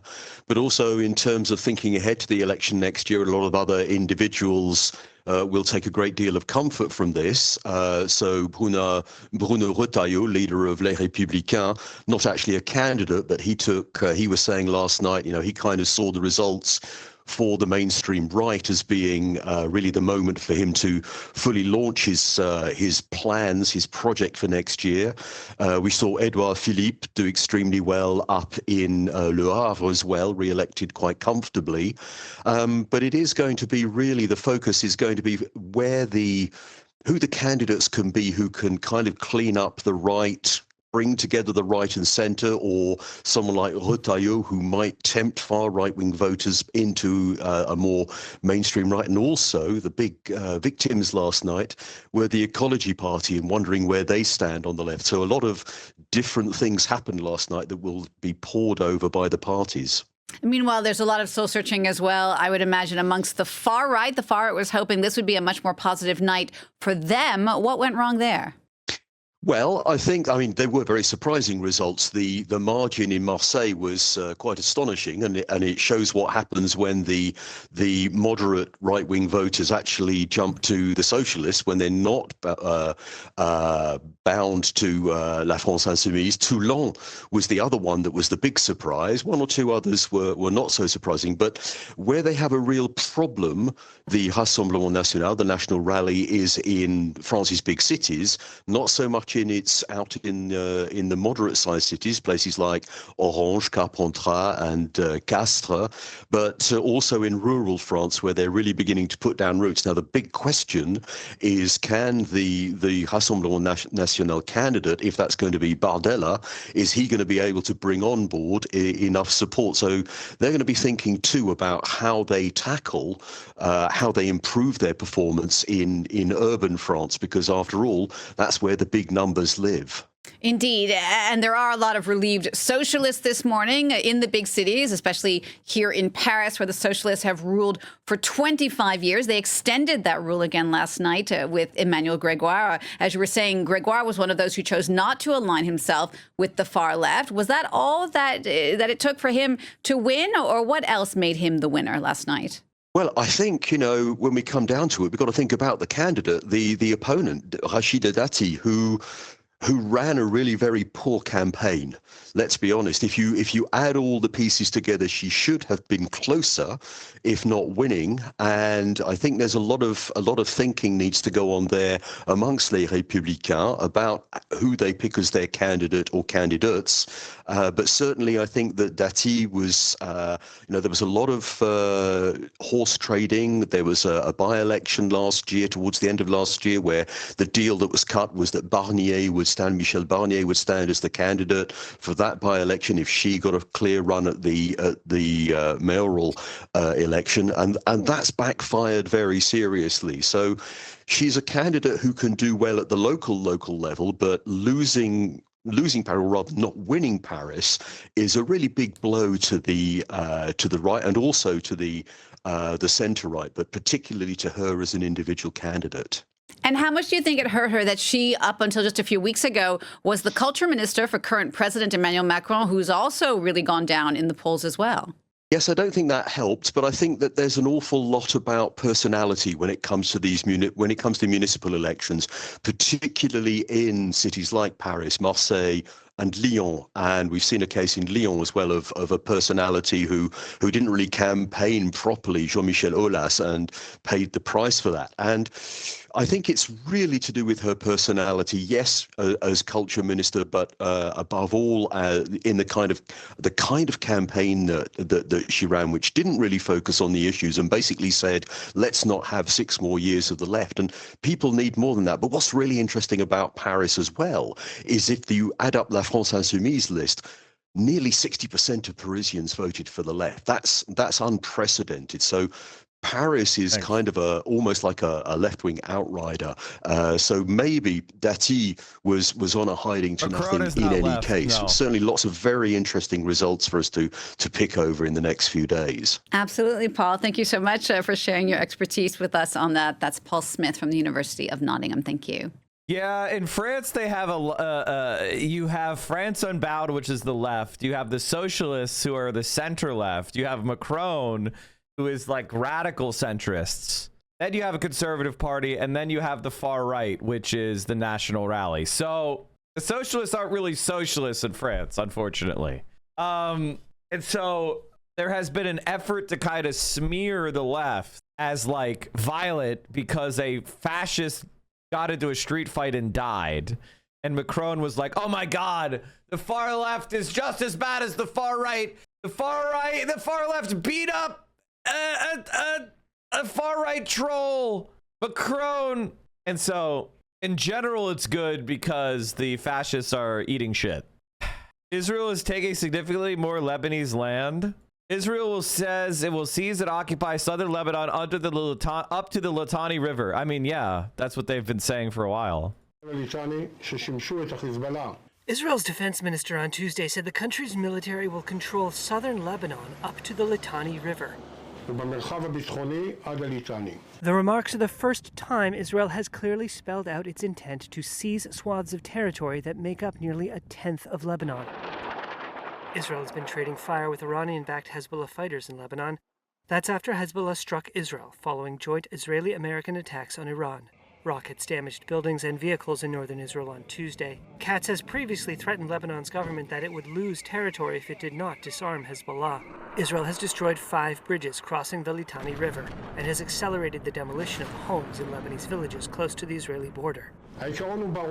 Katz said, quote, "The principle is clear. If there is terror and rockets, there will be no homes and residents, and the IDF will remain inside." Under international law, attacks on civilian infrastructure, including homes and bridges, are generally prohibited.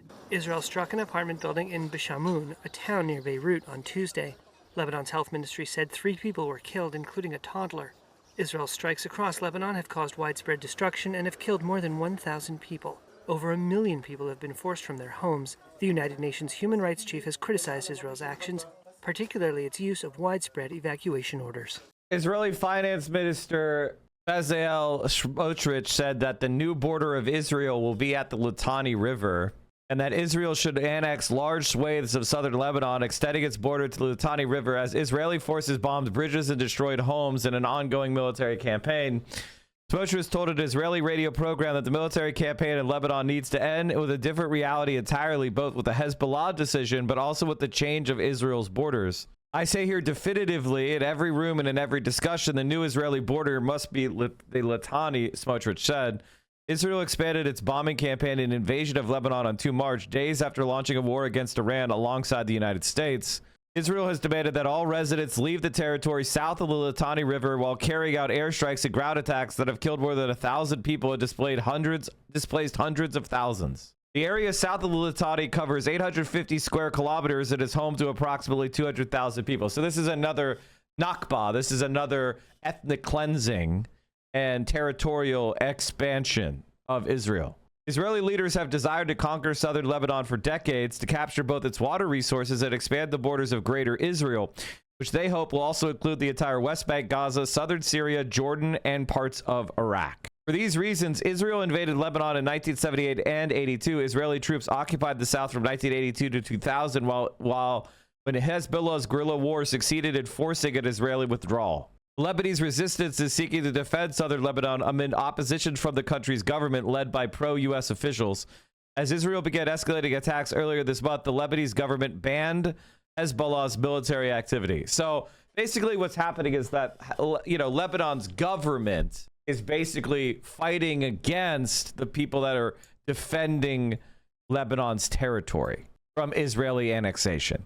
Israeli finance minister called for Israel to annex territory it occupies in the Gaza Strip, where it also wishes to cleanse the territory of its Palestinian population and build Jewish settlements.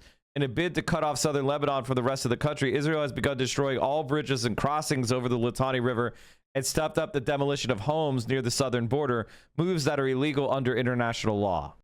So Israel is trying to conquer territory from its neighbors as the United States is being drawn into a ground war in Iran. לקוח מספר 1 לעמדת קבלה. לקוח מספר. Apparently this is an AI slop video that was posted on Israeli TV. 3 לעמדת קבלה. לקוח מספר 4 לעמדת קבלה. This is the end, beautiful friend.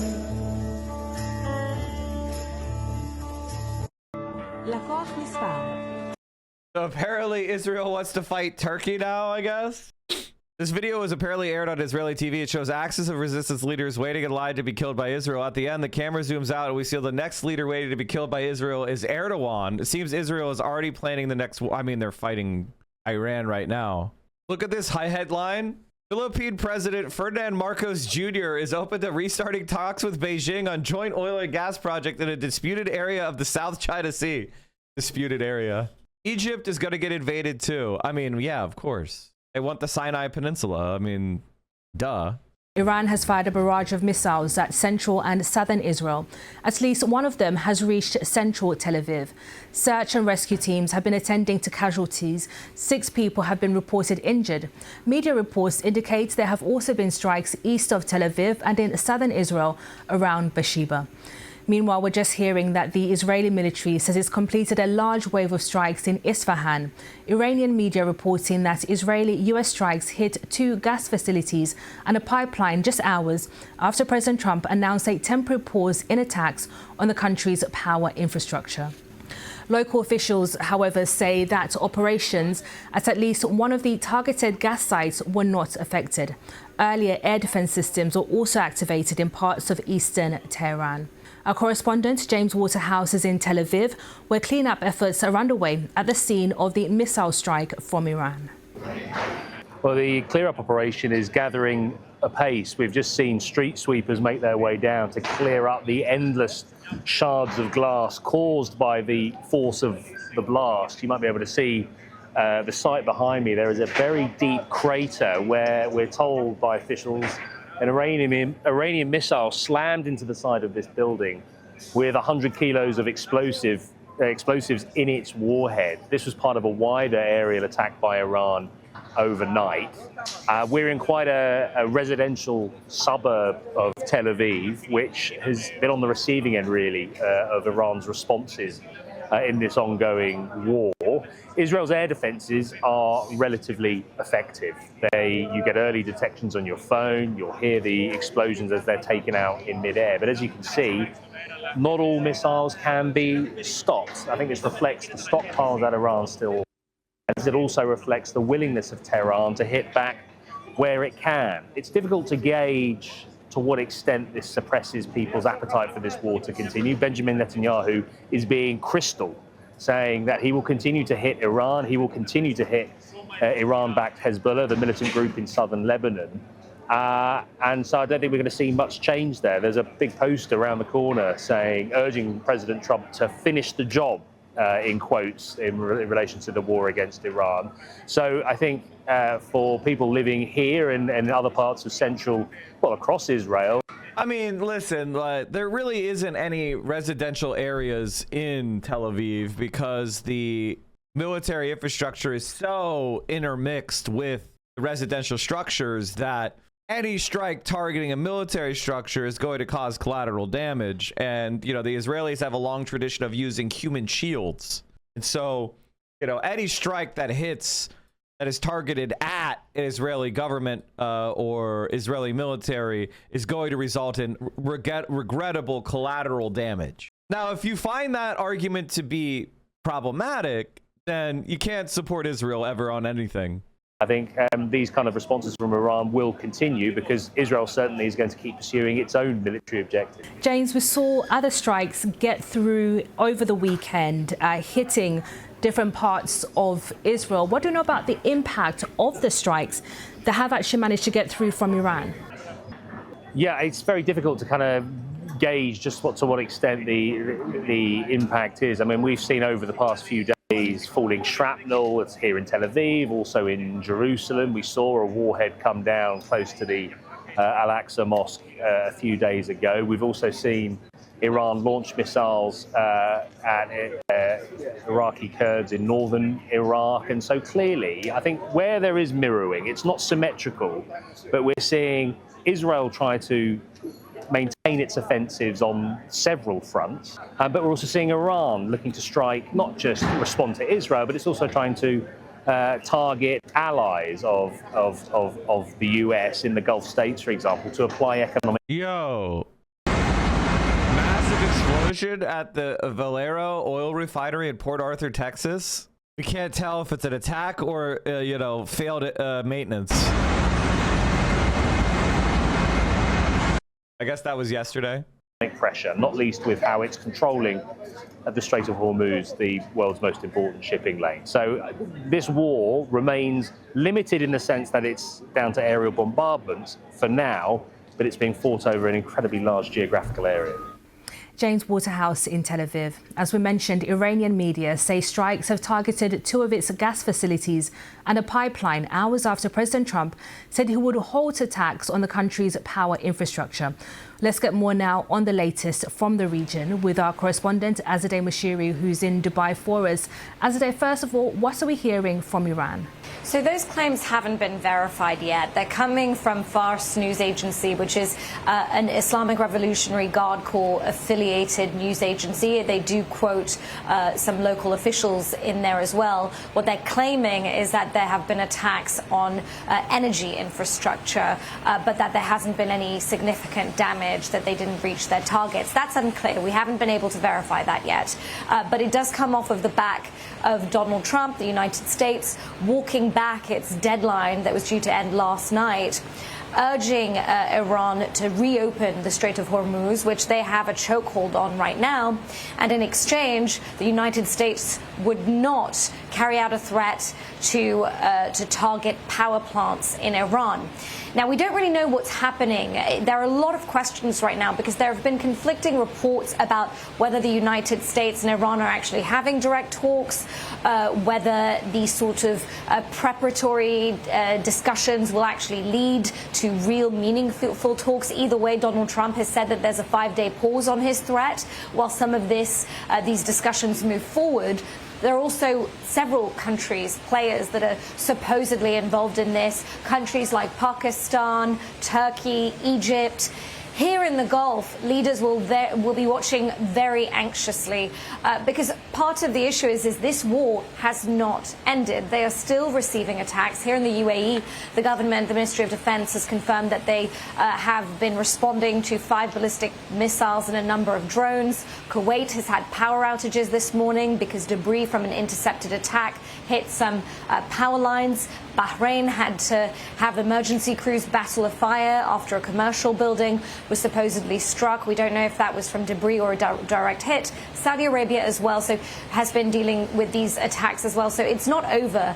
And the Gulf will also want to ensure that whatever discussions do take place will take into account the fact that there's a new regional reality now when it comes to security. They've realized Iran is willing to use its bank of missiles and drones extensively against them. And so regional power plays, dynamics, all of that is about to change. And this is an extremely unpredictable situation. As they mentioned there, fresh attacks in the UAE where you are. Has the pace of the Iranian retaliatory attacks slowed in recent days, and what impacts have they had on the economies in the Gulf? It goes up and down. I don't want to say that it's slowed because I remember last weekend there was a period where we were noticing there were far fewer drones and ballistic missiles headed our way in the UAE, and then suddenly it picked up quickly again. The fact is even though there aren't any renewed attacks on energy infrastructure, there are multiple oil and gas facilities that have been hit. The UAE says that that's from debris and that they're intercepting most of those attacks, but it's really hard to get information here. There's a real grip on it. It's illegal to film any damage or any incoming attacks or interceptions even, so that information is really hard to verify. Qatar, of course, has seen extensive damage at a major liquefied natural gas field, and they have already said that over the next 5 years they're going to see their export capacity down 17%. That's going to... I think one of the things that really is important to understand is this is just the beginning. This is a permanent increase in the uncertainty surrounding the Gulf. And this is something that people don't want to reprice. But will have to slowly be learned over the course of years and years and years. This structure, this reality will have to be experienced. You're going to have to feel the structure of this society changing. And people are invested in a different reality. And so until those people are able to either accept the repricing or they're forced into it over the course of months, that is the way it is now. I think one of the things that people don't understand is Iran is holding back. You guys get that, right? That Iran is still holding back. They don't want this war. They don't want to escalate this war into absolute war. They don't want to go all out because that would be against their own interests and the interests of their people. They don't want to live in that world of spiraling risk, but they absolutely could. And that is what I think Donald Trump doesn't seem to understand. He thinks he has escalation dominance. He doesn't. Iran doesn't want their oil infrastructure damaged, so they're not attacking the oil infrastructure of the Gulf outside of tit-for-tat strikes. But a lot of these countries share land borders with Iran or Iranian proxies.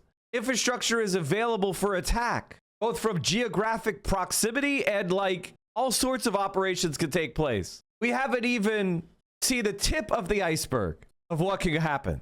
This is still a limited engagement, and Donald Trump is steaming Marines to invade Iran. What happens if the desalinization plants in the Gulf states are destroyed? The largest refugee crisis the world has seen since World War II. An economic catastrophe would ensue. Iran does not rely on desalinization for their water. Kuwait does. Saudi Arabia does. We are looking at a situation of disaster. Cost them $20 billion annually. So damage has been done. There's no going back from that, and it's going to take Qatar years to rebuild some of the damage that it's seen there. Here in the UAE, we've seen airspace closed on and off, though that's calmed down recently. There haven't been any attacks or damage on the airport in the last few days, but it's clear that the region does already have consequences that it can't come back from. Also, just a renewed understanding of Iran as a threat. Here in the UAE, they said that they weren't surprised that Iran had targeted them or any other countries that hosted U.S. military bases, but they were very surprised by the extent of it.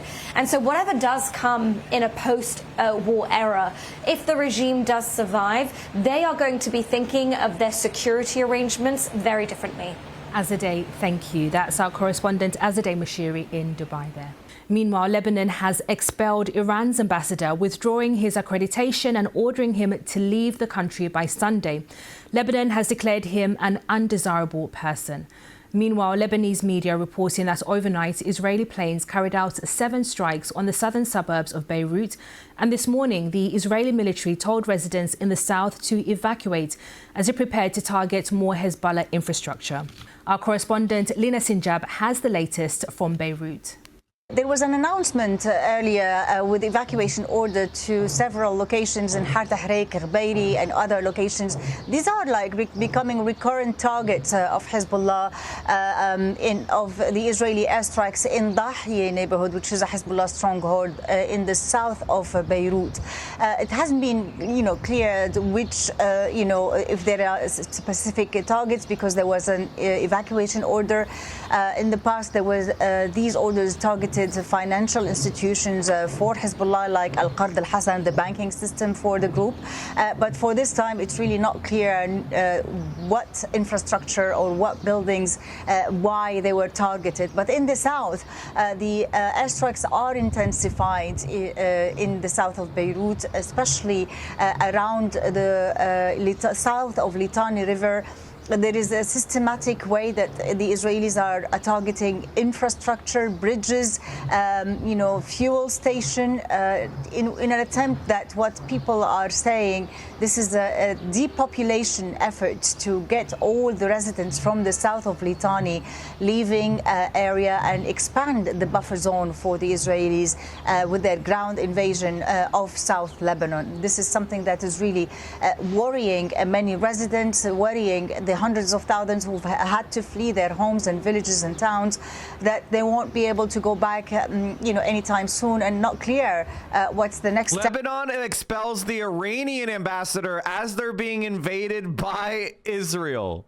Like, that's the reality of the Middle East, is all the Arab nations are ruled by an American puppet.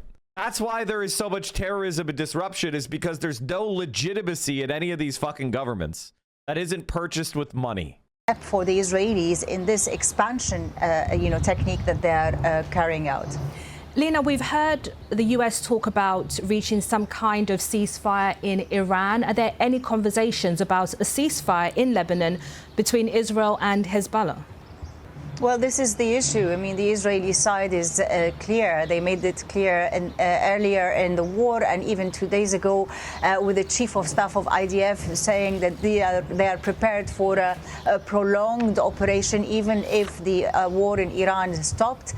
The war on Hezbollah is continuing until they reach their target. Their target is eliminating Hezbollah's power and eliminating any threat coming from Hezbollah towards the north of Israel. But with these kind of approach or this target for the Israelis, civilians are caught. Thousands of civilians, hundreds of thousands have lost their homes. Israel is, flattening villages in the south of Lebanon. They've ordered to destroy homes in many villages. So really, I mean, the aim for them is to eliminate any threat from Hezbollah. The ordinary citizens are the ones paying the price. On the other hand, Hezbollah is also continuing in firing rockets into Israel, saying that they will continue fighting till the end. They know that this is a survival battle for them. Especially that they. I mean, like, obviously, if Israel successfully annexes southern Lebanon, it's gone for good. They don't have any support from the government. They've lost support from the people, and they have to fight with Iran, a country that supported them, trained them, and funded them for decades. That was the BBC's Lina Sinjab. But meanwhile, Qatar's foreign ministry has been holding a press conference to discuss the ongoing... BBC, man, the American, Western media propaganda is weaker than ever. Jesus Christ. They have absolutely no juice. No juice whatsoever. It's fucking crazy. I'm trying to figure out exactly...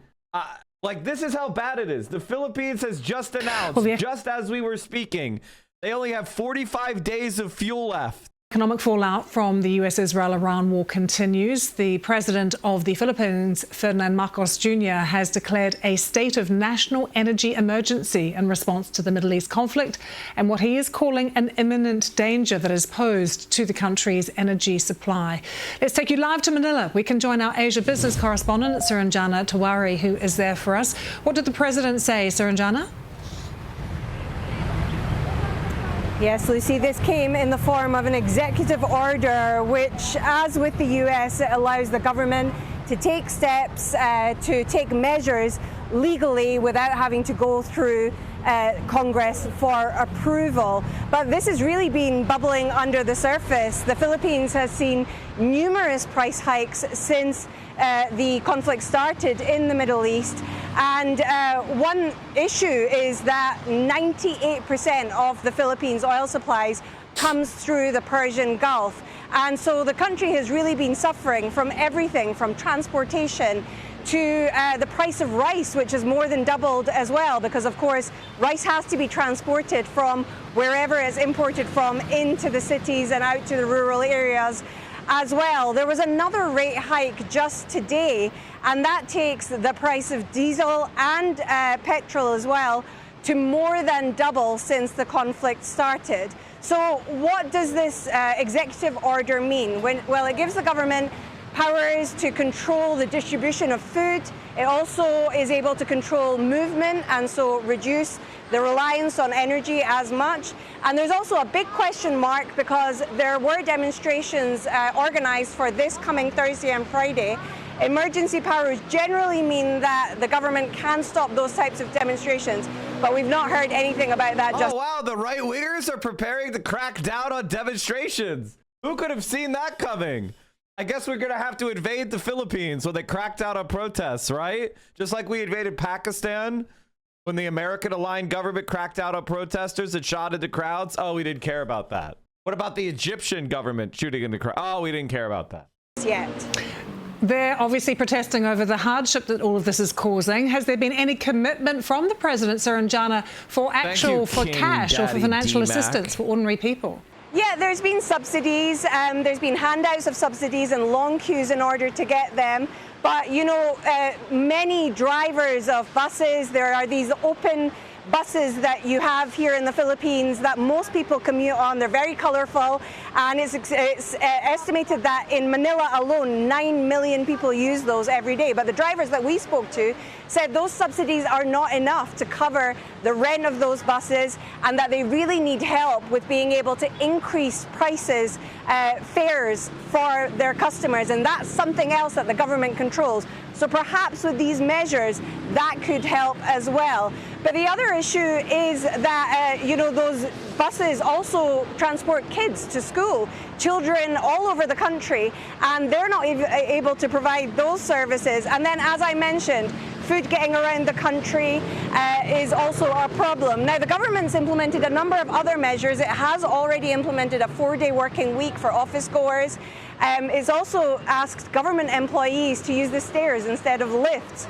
So there are these piecemeal measures, but this is really the biggest measure yet. And we understand that this is the first country in the world to declare some sort of emergency as a result of the disruption to oil supplies in the Middle East. This is just objectively a fact. I'm making it my title. The United States will invade Iran with ground troops. It's going to happen. And joining us now is Marine Corps veteran and Democrat. I think he's. And joining us now is Marine Corps Seth veteran. Moulton is trying to. By the way, he's primarying Jeff Markey. I'm sorry, not Jeff Markey. Ed Markey. Jeff Merkley and Ed Markey. He's primarying Ed Markey from the right in Massachusetts. And joining us now is Marine Corps veteran and Democratic Congressman Seth Moulton of Massachusetts. He's a member of the Armed Services Committee and is running for U.S. Senate. Good to see you, Congressman. Your colleague and the ranking Democrat on armed services, Congressman Adam Smith, told our David Rode that Marines will help, but they won't be a game changer. You're in a similar situation in Iraq. Damn, even Midas Touch is saying we need drastic constitutional change in this country. Simple voting for new candidates will work. Starting to get real radicalization when this is a real opportunity occurs. Yeah. Like, we have a left. And by the way, so much of the online space is taken up by people that are liberal with no base. And it's kind of insane. 3 years ago, what could be coming if the U.S. sends in these Marines? A lot of dead young Americans. A lot of dead young Americans. That's what could be coming. With no clear strategy, no clear plan. I mean, Trump still has no idea what to do to get out of this problem that he created. And let's be clear, if the Marines actually try to take Kharg Island, and I agree with David that there are not enough troops on hand to do it properly, but if they do try to take Kharg Island, that's not even in the Strait of Hormuz.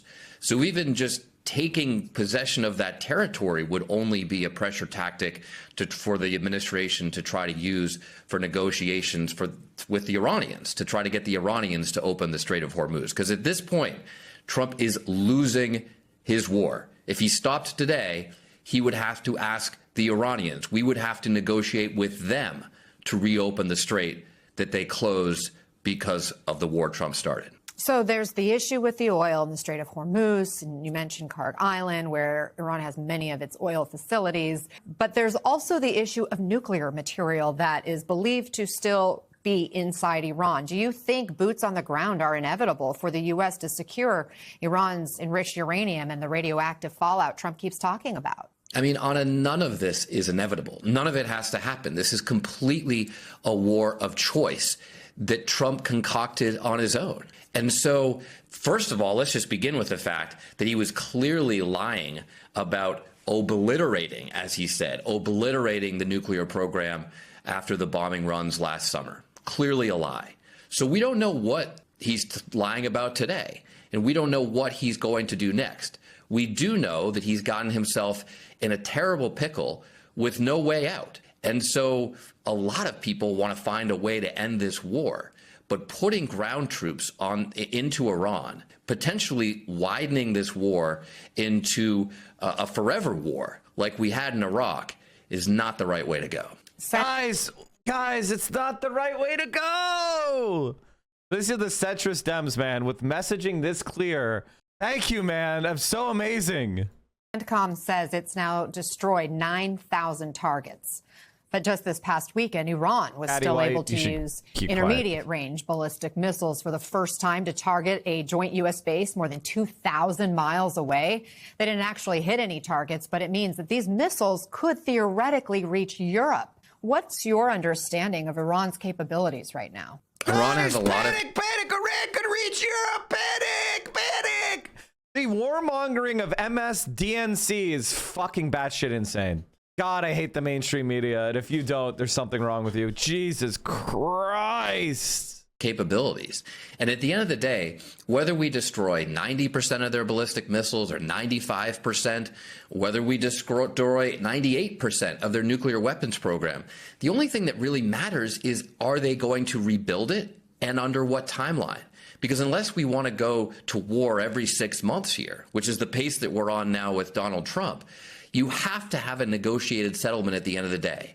That's why the long-term plan here has to actually be to sit down with the Iranians at the negotiating table. If you want to have, I mean, it is so utterly pathetic, the arrogance of Americans. I honest to God, do not understand it. I don't understand it. How about we do what the founding fathers said about foreign wars and not do them? And just sit at our dumb fuck fat burger right country and build our own shit. We have 2 giant moats protecting our coasts. We don't need to go around the world bigfooting people. Just sit at home and the beautiful land we stole. It is absolutely fucking batshit crazy to think that we could dictate the government of people on the other side of the world and it's going to work. That's the only way to prevent a forever war, whether it's with air power or troops on the ground. But Trump doesn't seem to understand this. I mean, one of the most amazing facts to come out of the hearings last week was his own National Intelligence Director, Tulsi Gabbard, saying that the intelligence assessment of Iran's threat, was not made by the intelligence community. It was made by Donald Trump himself. And I don't know what's worse, having someone so dumb make an intelligence assessment, or Trump being dumb enough to follow his own intelligence assessment. Either way, this whole war is really stupid.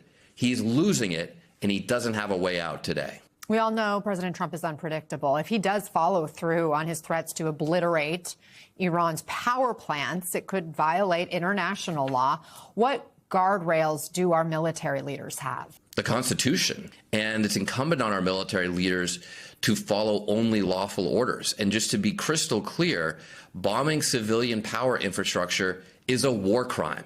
We decry the Russians for doing this in Ukraine whenever they attack Ukrainian civilian power infrastructure. We always say it's a war crime. Oh my God, America's being hypocritical? America's being... Okay, hey, Seth, do you support charging Barack Obama with war crimes? Do you support arresting George W. Bush for war crimes? If not, why not? If you want to say that America is a force for good, you have to actually be a force for good, or else it just makes people laugh at you. And so it's a war crime for the United States to take out civilian power infrastructure in Iran. And therefore, it's important that our military leaders remember that and refuse these orders.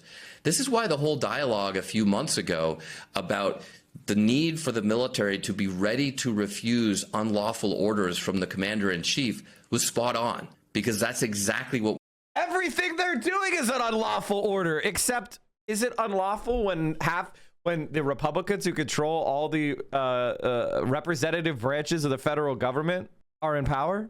See, this is the checkmate that liberals face. You want to say that, oh, we need to go back to voting and blah, blah.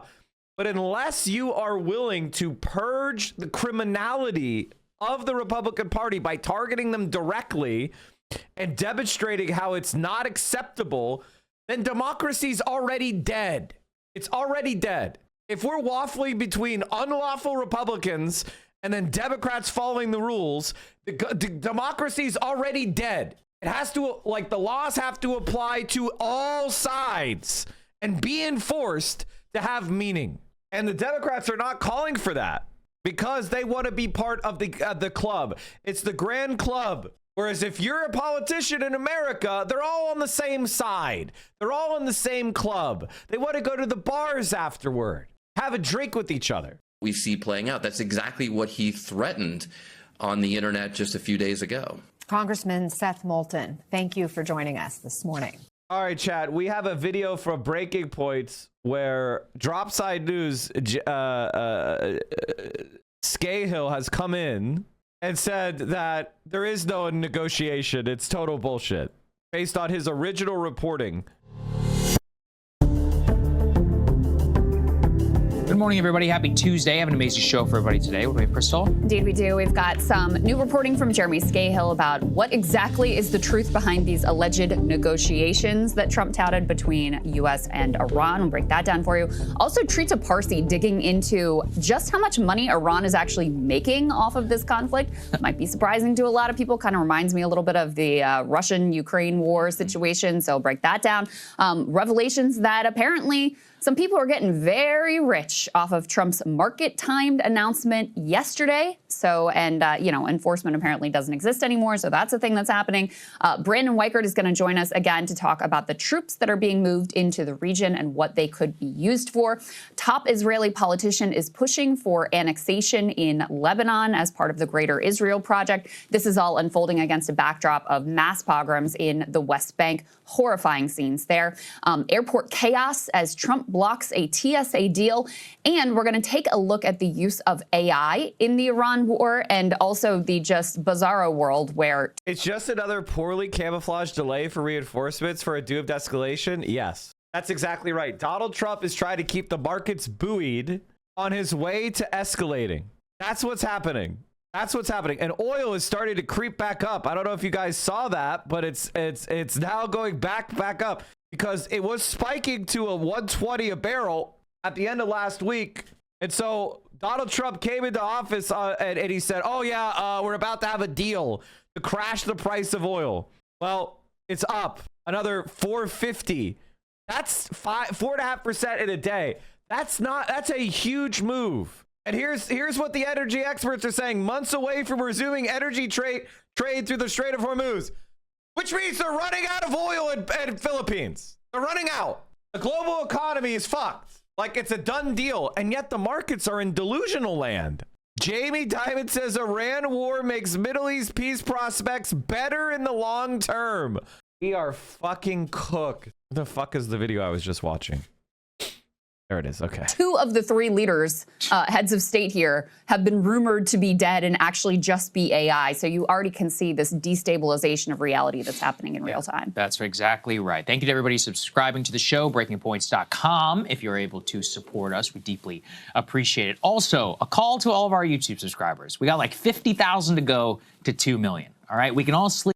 FCC just banned the sale of new Wi routers made outside the United States. What? I might go buy a new Wi-Fi router before they become 10 times more expensive. Jesus fucking Christ. Sleep easy at 2 million. So 2 million subscribers. Axios is confirming the 82nd Airborne is deploying. Oh, Barack Ravid says, a senior U.S. official tells me the 82nd Airborne Division headquarters are receiving an order from the Pentagon to deploy the Middle East. Yeah, we covered that earlier. Let's just get it done. Let's get it done. You know, it's one of those. I never thought it would happen. I really did it, and now here we are. We're on the verge. So we're at 1.95 million. So let's get it done. Hit subscribe to the YouTube channel. Help me catch up with Kyle. Come on. All right, what's he at? By the way, hit subscribe on my YouTube channel. Speaking of hitting subscribe, chat. We're almost at 5,000. We're almost at 5,000. I don't know why this thing only has 3,000 followers. What the fuck? The Reaction Podcast is already almost at 5,000 subscribers on YouTube. So go help us get up to 5,000.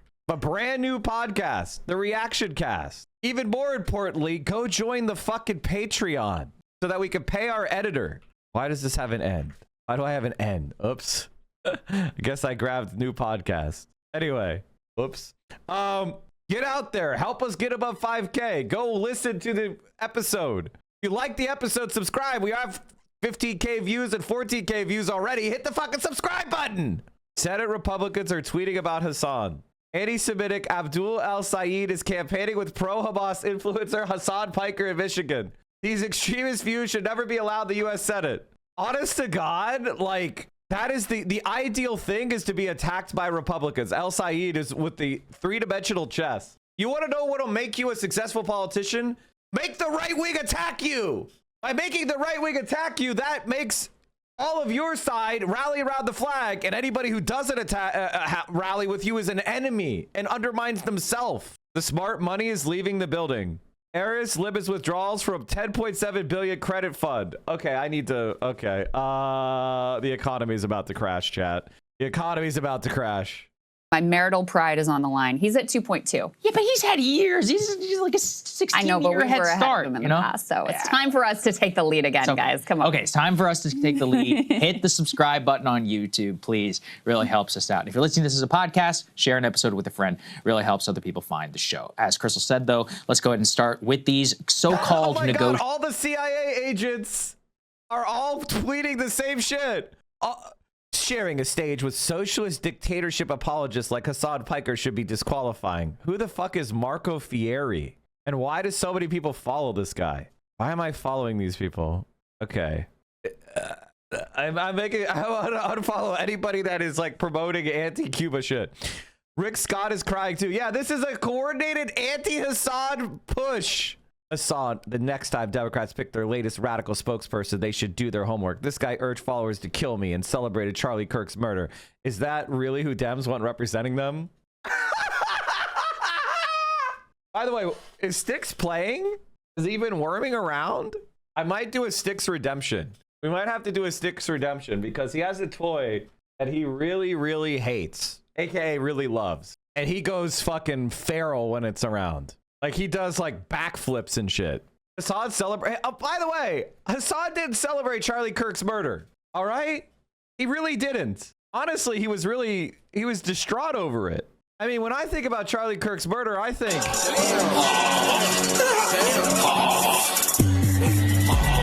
Graham died alone. But, like, Hassan was nice about it. Oh man, they're so mad. They're so fucking mad, dude. They're so fucking mad. It's crazy how mad they are. Democrats did do their homework. They want to kill you like they killed Charlie Kirk. They want to assassinate President Trump. It's time conservatives stop pretending like Democrats are incompetent. They're not. Their actions are deliberate. Hassan Piker instructed his followers to buy drones for terrorist attacks. He should be denaturalized and deported, especially after the whole Cuba trip. Crazy. I love the bots, man. Absolutely no juice. This guy's a fucking senator. It's crazy how people can become senator and no one gives a shit about what they say. It's fucking crazy to me. The way old politics worked is so incomprehensible in today's modern age. Keep in mind, all Hassan has ever done with his life is play video games, mouth off, abuse his dog. There's no reason for anyone to be listening to the toxic sludge he emits. Who the fuck is this?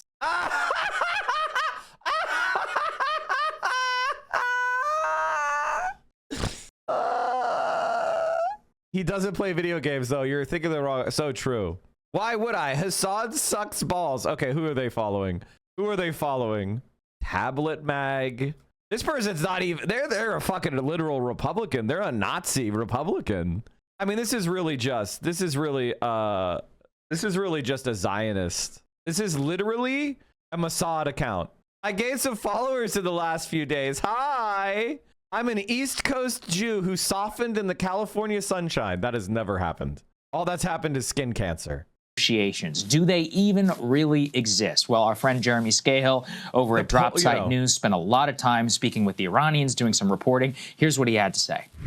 The most breaking stuff I have for you is that Trump today posts on Truth Social that there's been this breakthrough, that he's pausing his threat to bomb the Iranian electrical grid and other energy infrastructure because there have been these talks going on between the United States and Iran.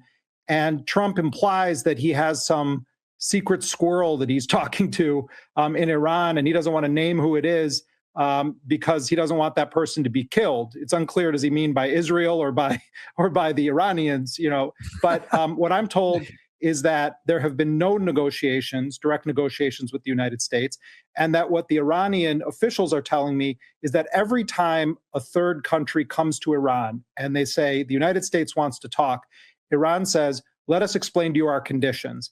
And in short, what the Iranians are saying is that they will not agree to the kind of ceasefire that took place last June after the so-called 12-day war, because the Iranians view that as having been a gimmick to buy the United States and Israel time to rearm, to reposition, and then come back in with this full-blown war that they launched on February 28th. So they're saying they won't go for just a ceasefire that doesn't have conditions attached to it. They also want any cessation of the war not only to apply to Iran, but to apply to two other fronts of battle, as the Iranians see it, Iraq, as well as Lebanon, where the Israelis are increasingly engaged in ground operations, very heavy bombing. Hezbollah, which Israel had said was wiped out, has been launching dozens upon dozens of rockets every single day into Israel. So they want those two countries also to be party to this ceasefire deal. They're also saying that they want reparations paid by the United States, and they want Israel to pay, but they don't want Israel to pay directly. They want that to happen through the United States because they don't want to take anything directly from Israel. Good update there from Jeremy on the negotiations. And he's exactly right from everything that we've been able to figure out. Let's go to the next one and put this up here on the screen. So basically, for the best we can tell, here's what happened. The last couple of days, 2 days prior, Sunday, very early morning, our time, the Turks, the Egyptians, and several other countries gathered in Egypt. Diplomats. Wow, guys, all of America's puppets gathered in Egypt. Wow. Oh my God, I can't believe the American puppets whose entire jobs are taking American bribe money want to help America save themselves. From those countries, they were able to make contact. Honestly, can we just be honest? There are very few countries in the world today. There are very few countries in the world today. They are most countries are American puppets, and they don't really have their own foreign policy and their own ability to operate in opposition to the United States of America. Like, that's just the reality. You know, there's very few independent countries with any ability to operate. So this is really just America. With the Iranians, and obviously they're also speaking to the United States. The Pakistan. And I want to point something out. Americans have no control over our government either. Our government is an occupied government. I have no ability to, like, I can have 70% of you agreeing of Americans agreeing with what I believe, and it does not affect policy whatsoever. I got into a debate many years ago with this creator called Sock Done Left. And this guy is a Vashite Destiny Orbiter pedophile who pretends to be, I'm sorry, not pedophile. I don't know if there's credible accusations of him being a pedophile. Excuse me. He was a racist and sex pest. Okay, there you go. Anyway, I have no, you know, sorry, I shouldn't have said pedophile. I apologize. And I had an argument with him about this very specific point, that what Americans believe has no impact on government policy. The only thing that matters is what the rich believe. This is a well-founded and well-supported political science fact. Sounds like a progressive, yeah, I know, don't even get me started. Gold took a dip in the last couple of weeks, which I find very weird. I suspect it might be due to a large sell-off for one or two small number. It's because gold is overpriced. were party to these talks as well. The Turks, in particular, have a better relationship with the Iranians. They've been talking quite a bit to several of the people. You got to be careful with that accusation. Yeah, no, absolutely. Yeah. I don't think there's any evidence that he's a pedophile. It's just that he associates with a lot of pedophiles. You know what I mean? Like friends, Orbiter of Destiny, Orbiter of Vosh. At a certain point, it's like, if there's smoke. They have been reaching out to them about what potential peace deal would actually look like. The Iranian line is very simple. A cessation of all hostilities, not now, but forever. As in, we need a total and a final peace to this conflict. Second, we will demand some reparation of some kind, either in payments or in sanctions relief as a result of this war. The United States line, the United States would need at least 1 million boots on the ground to invade Iran. It would need more than that because the terrain of Iran is much, much more difficult. Now, that's to take over the entire country.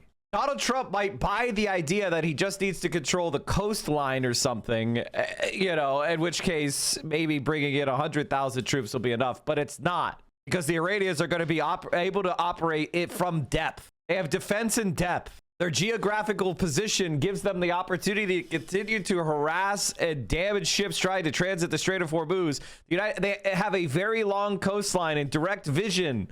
Like, this is just nonsensical. It's stupid. It's ridiculous. It's absurd.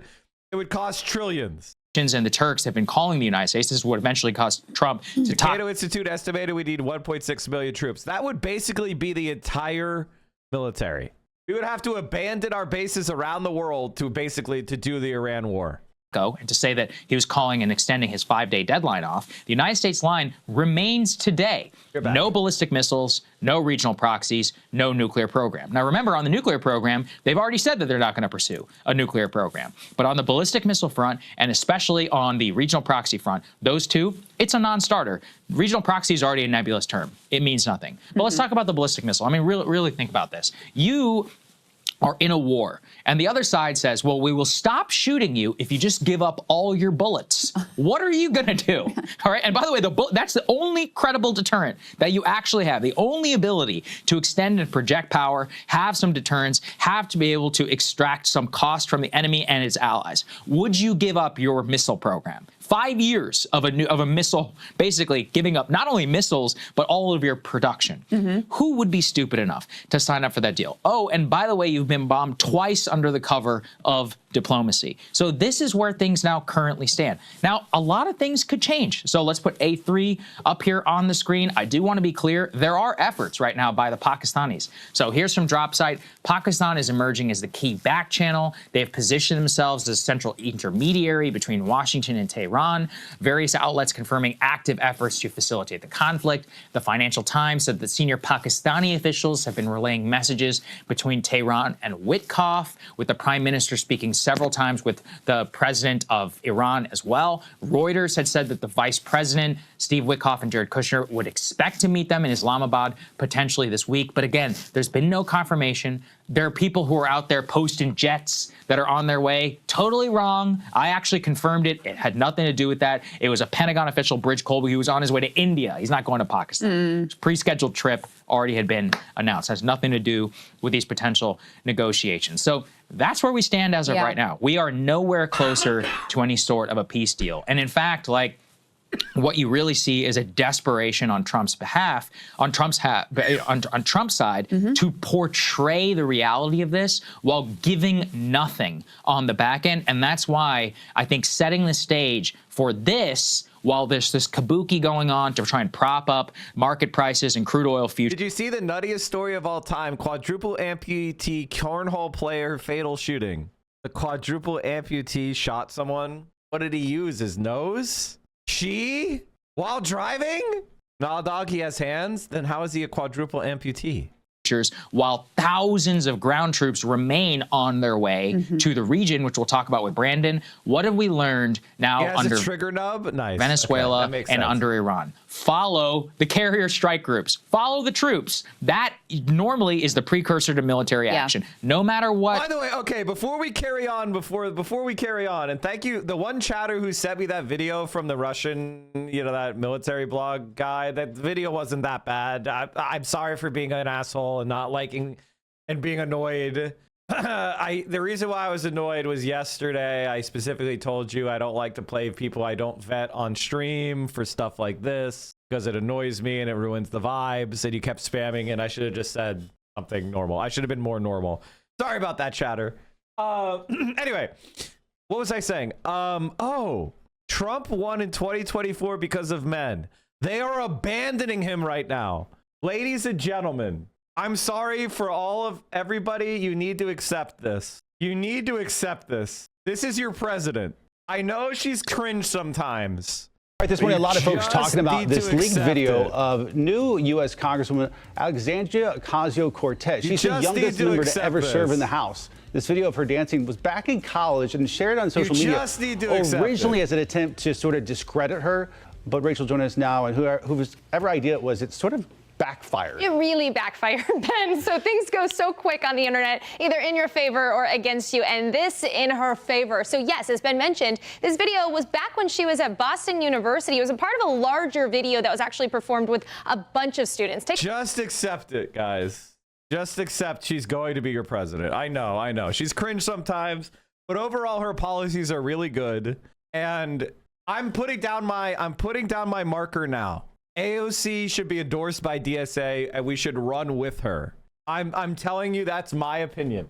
I think it would be a mistake not to do that. However, I also want assurances she's not going to do incredibly dumb shit on policy. So it's not just we slavishly follow her no matter what she does.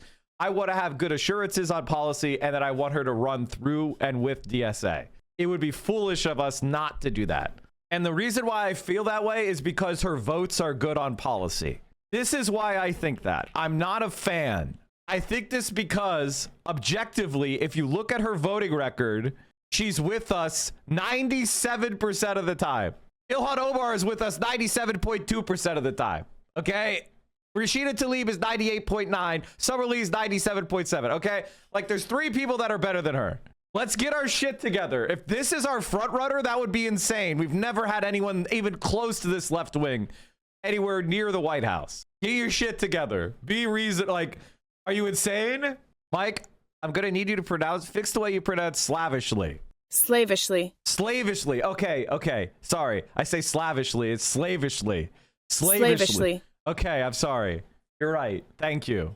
Thank you, chatter, for calling me out. Slavishly. Okay. Okay, what was I saying? Anyway, she's gonna be it, guys. You just need to accept it, okay? Get all your anti-AOC tweets out of your system. She's going to be the person. And I know people may be surprised to hear me say that. I did criticize her really viciously and aggressively over her terrible vote against that amendment on the Iron Dome that had no chance of passing. She ultimately voted down the funding for the larger bill. She made the dumbest statement about defensive weapons of all time. She has changed her position on that because that's the new position. Everybody is against all weapons to Israel. And if she proves me wrong by coming out in favor of defensive weapons, I'll be pissed as fuck. Isn't she Zionist? No! Mike, do you really think she'll make it out of the primary? Yes! Of course! Who are you gonna vote for? What, you think this guy's gonna make it out of the primary? Have some fucking balls, man. Yourself a Zionist. Do I consider myself a Zionist? Yes. I believe, I revere the state of Israel. I'm proud to support the state of Israel. Yes. I deeply oppose Bibi Netanyahu's leadership. That's who you want to have run? That's who you want to have run? The guy who says he looks like fucking Patrick Bateman?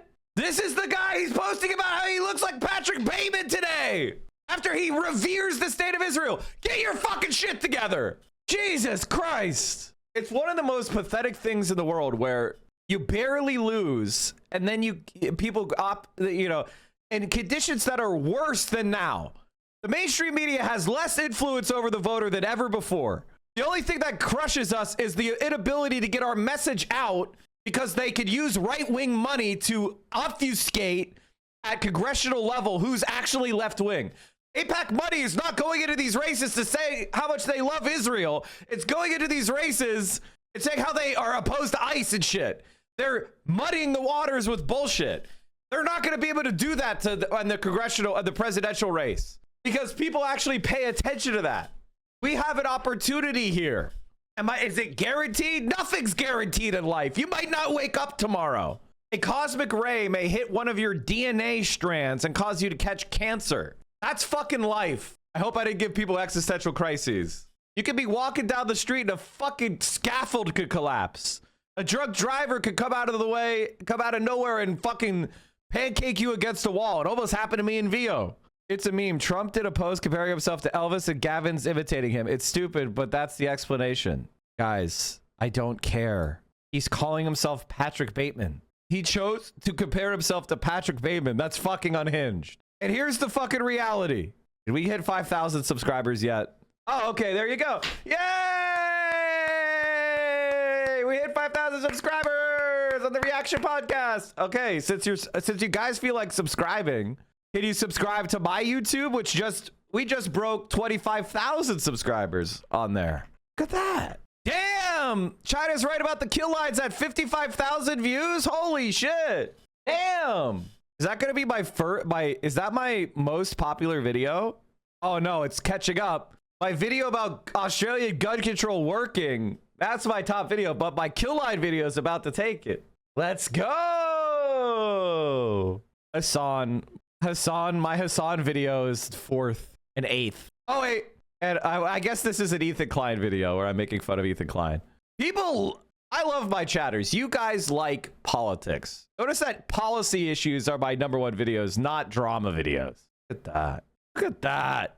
Mike, I'm from Japan and I can only listen to you in bed. Thank you for the dreams. You're welcome. Bryson WC, thank you for gifting 20 subs. Chat, we are 4 hours into this, 3.5 hours into the stream. If you enjoy the content, please consider supporting it by subscribing.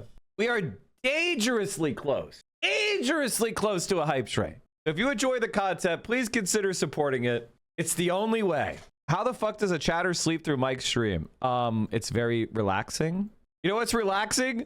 Donald Trump's approval among men is cratering. American men secretly becoming the most progressive men in the Western world again.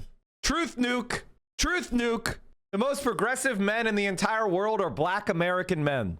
That's a fact. And it's not close. Donald Trump and Republicans won in 2024 because of support from male voters. The only way they can win, given the gender gap in this country, is support from male voters. And male voters are abandoning Donald Trump. Take a look here. This gives the game away. Okay, Trump's standing with men. In November of 2024, he beat Kamala Harris among them by 13 points. Look at where he is now on his net approval rating. Down. Pentagon to order 3,080. Oh, this is brand new. 41 minutes ago, Pentagon to order 3,000. I told you! I fucking told you! I told you! I told you this would happen! I told you this would happen! I told you, what are they gonna do? Do a beachhead and then fly in the 82nd Airborne? And the answer is, that's exactly what they're gonna do! They're gonna invade Iran like it's D-Day. Pentagon to order 3,082nd Airborne soldiers to Middle East. The Pentagon is planning to deploy a brigade combat team from the Army's elite 82nd Airborne Division in the Middle East to support operations against Iran.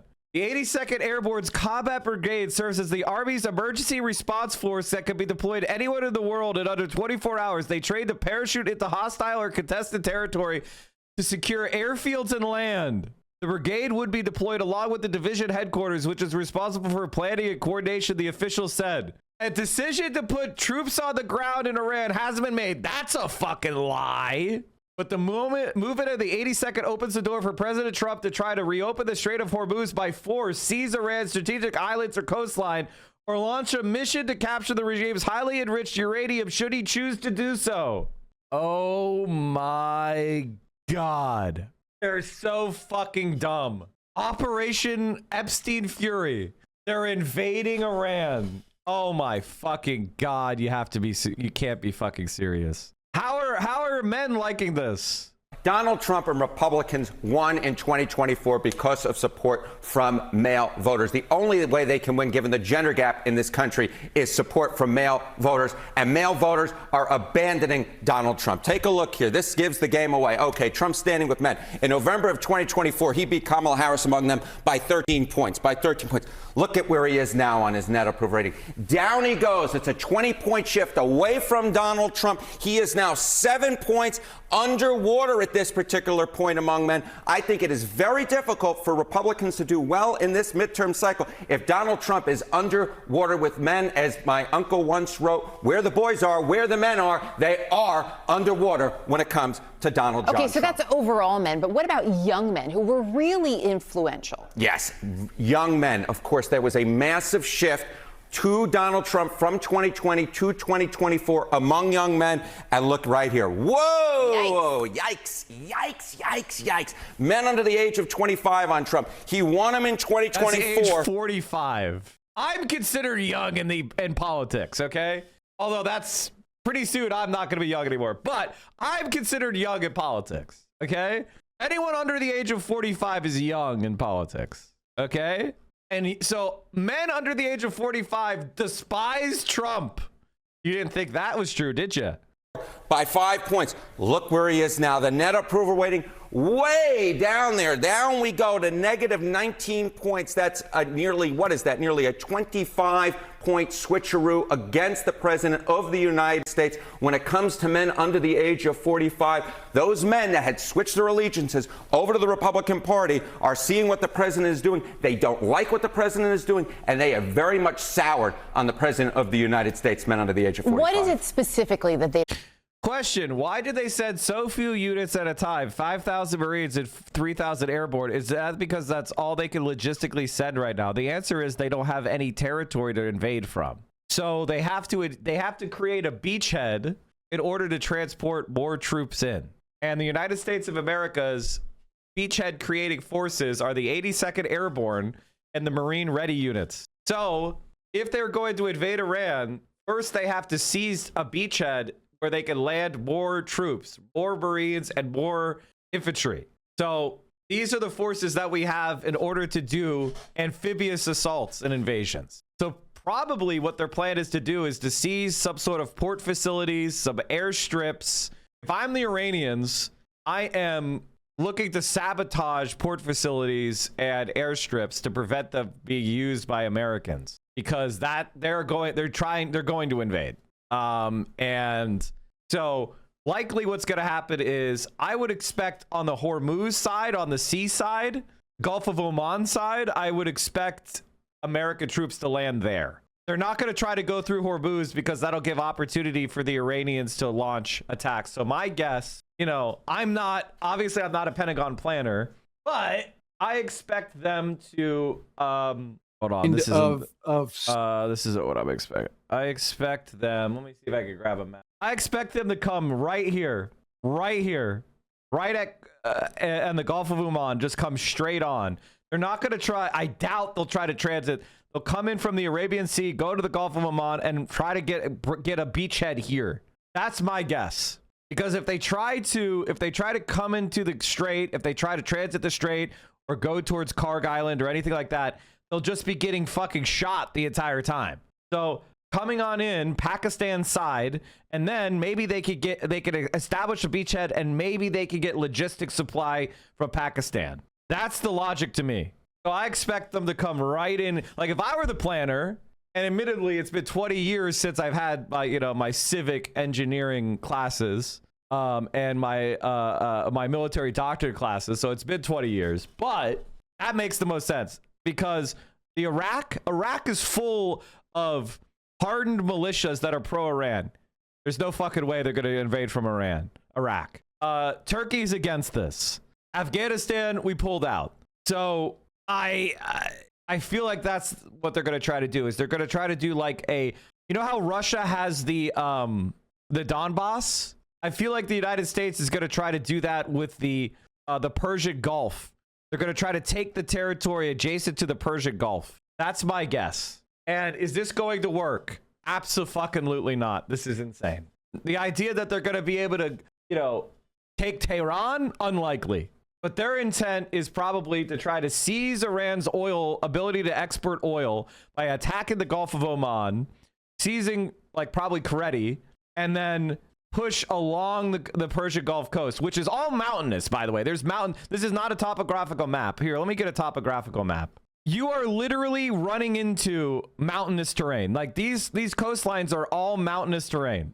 It is probably one of the dumbest things. And this is why Persia resisted imperialism, because it's hard to break into the interior of the country. So I don't think they're going to try to transit the strait. I think they're going to land. I mean, Chabahai, I think I pronounced that correctly, is or anywhere along the Gulf of Oman. That's where I think the Marines are going to try to land. This seems to be like the only. Oh my gosh, what happened? I went 500%. Never go 500%. So this is a major port facility. So I feel like you see the bay here.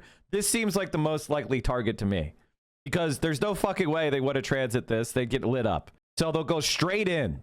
So there's a minimum time for the Iranians to attack. Mike, I'm not trying to be annoying, but the military historian says the same thing as you. It offers more. Skip to 20 minutes. Okay, it's fine. Weeping Tom. That's why I want to present you with option 4. Are you ready? Because it's rock and roll. An amphibious operation to capture the Iranian naval bases of Konarak and Chabahar. Are you serious? Yeah, and there are very rational reasons why the US would do this. Reason number 1, the US Navy already hammered both these naval bases in the opening days of the war. We already covered this in depth in the following video. Long story short, most of the Iranian warships deployed there were decommissioned by force. We can also believe that the US Navy achieved air and maritime supremacy over this part of southern Iran, making any large-scale amphibious assault far more feasible and at a lower risk. Disclaimer, I'm not saying the US has air supremacy over all of Iran, just on this part of the country. Reason number 2, it's far from Tehran. A key advantage of securing a foothold near the Chabahar Bay is its position in Iran's southeasternmost region. This approach largely bypasses the formidable Zagros mountain range, which acts as a natural defensive wall against Iran's western and southwestern flanks. This means amphibious assault ships like the USS Tripoli and USS Boxer could stage, regroup, and launch operations from the open waters of the Gulf of Oman and northern Arabian Sea. These waters are farther from Iran's primary anti-access area denial drone and missile concentrations around the Strait of Hormuz and Persian Gulf, making them significantly harder for Iranian ballistic and cruise missiles to target effectively. Disclaimer, I'm not saying it's completely safe, but it's safer than penetrating deep into the Gulf of Oman. And on top of that, the nearby Lincoln Carrier Strike Group could cover the entire amphibious operation. Reason number 3, Konarak and Chabahar are relatively small urban areas. Now, you're going to tell me Qashm has a population of 150,000 and it's a huge problem, but the 280,000 inhabitants of the Chabahar County is not a problem. Yeah, well, we'll talk about it in point number 5. This lower urban density means key objectives could be secured with about 2,500 Marines. And here's another coincidence. The Marines of the 11th MU led an exercise last November in a landscape that strangely looks like southeastern Iran. And then they did another one in the same type of environment a month ago. Both locations also offer valuable port facilities, and capturing these intact would deliver immediate logistical advantages. There's also an international airport in Konarak, the only one within Iran in a 600-kilometer radius. It could serve as forward operating base for tactical airlift and enable the rapid insertion of reinforcements, such as the 82nd Airborne. Reason number 4, once a US amphibious landing secures the Chabahar Bay area, the position offers strong defensive advantages. The surrounding landscape consists primarily of flat terrain, arid plains, and low rocky hills, with minimal vegetation to be reported. There are also no large urban areas in a 600-kilometer radius as well. This open, largely unobstructed landscape would make any Iranian counterattack very difficult, if not impossible. The US Air Force would detect them well before they even come close to Marine defensive positions around the bay. On top of that, there are only 3 roads going in and out. These effectively funnel approaching forces along predictable axes that can be defended by a relatively small force. Reason number 5, Konarak and Chabahar. I mean, I completely agree with this, honestly. I as much as I gave this guy shit, I think this is what makes sense to me. Like, Donald Trump could easily believe, and American planners could believe, that this would be a limited ground incursion. Like, they could buy this idea. I could see them buying this idea. The problem is, it doesn't open the strait. It doesn't actually open the strait. The Iranians still have access to the entire Persian Gulf. All this does, this is basically stepping in a briar patch.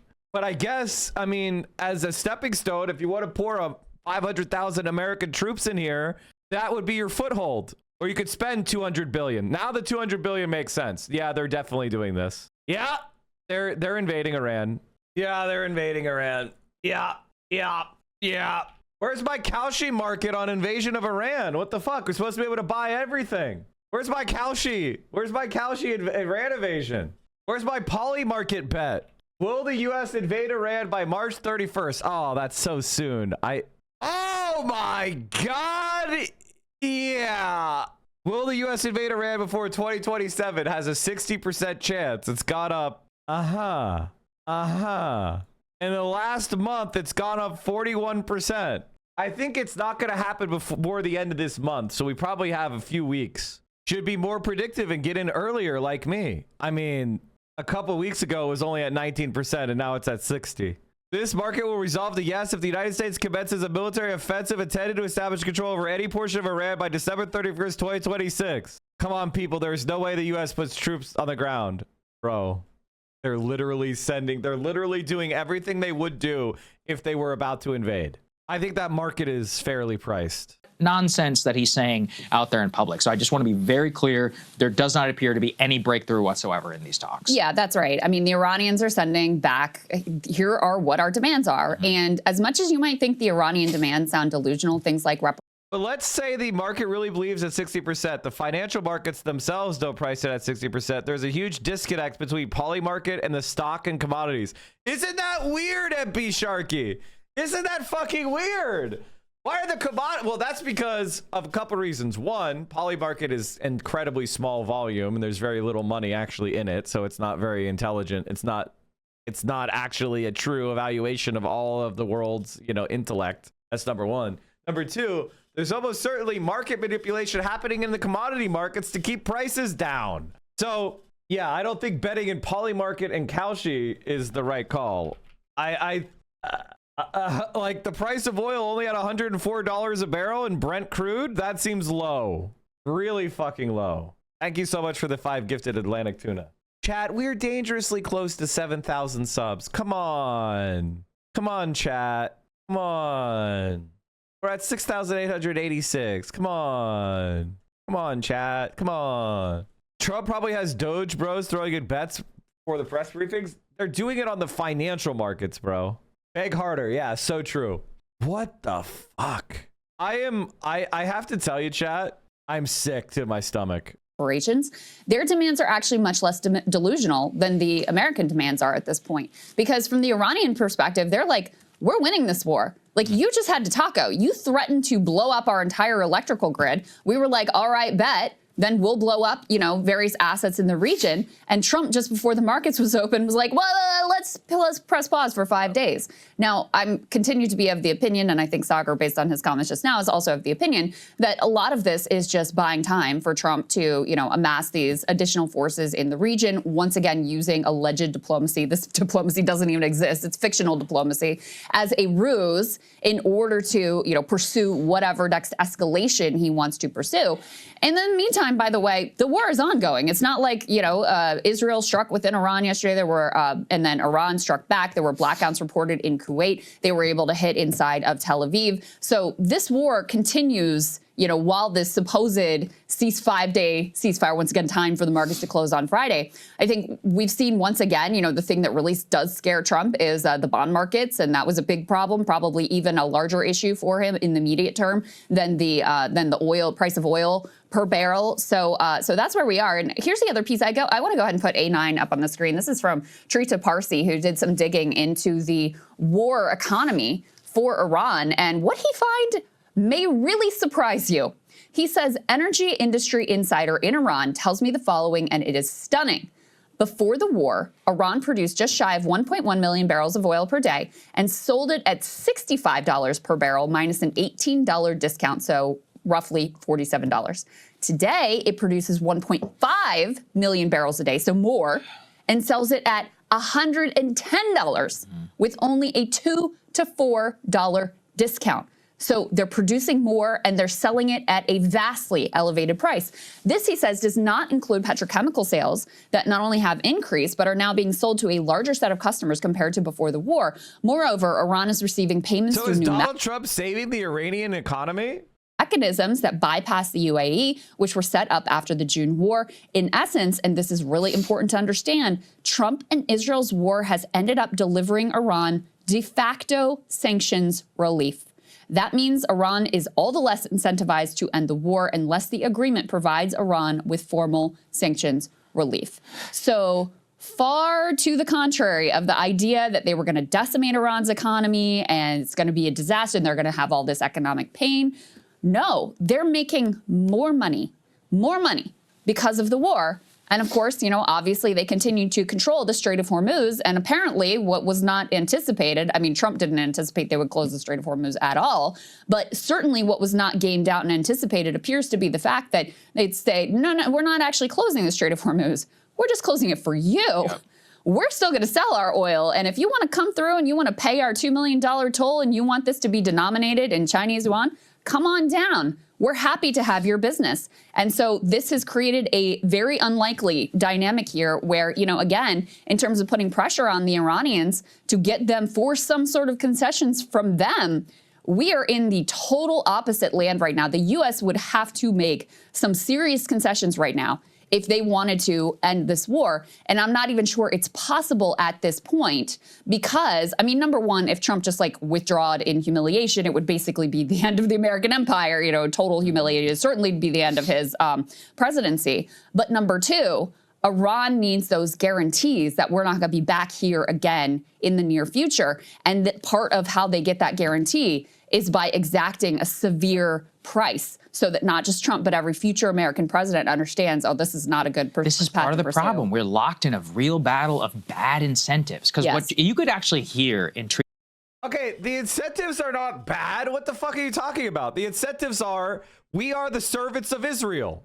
And I know that there's people like Bad and Panada that will call me anti-Semitic for saying this. But the American government's politicians are captured by an Israeli lobbying feedback loop where there's unlimited corporate money in our politics, and there are highly motivated and organized Israeli billionaires and Israeli aligned American billionaires who fund political campaigns to the tunes of tens of millions of dollars for supporting Israel.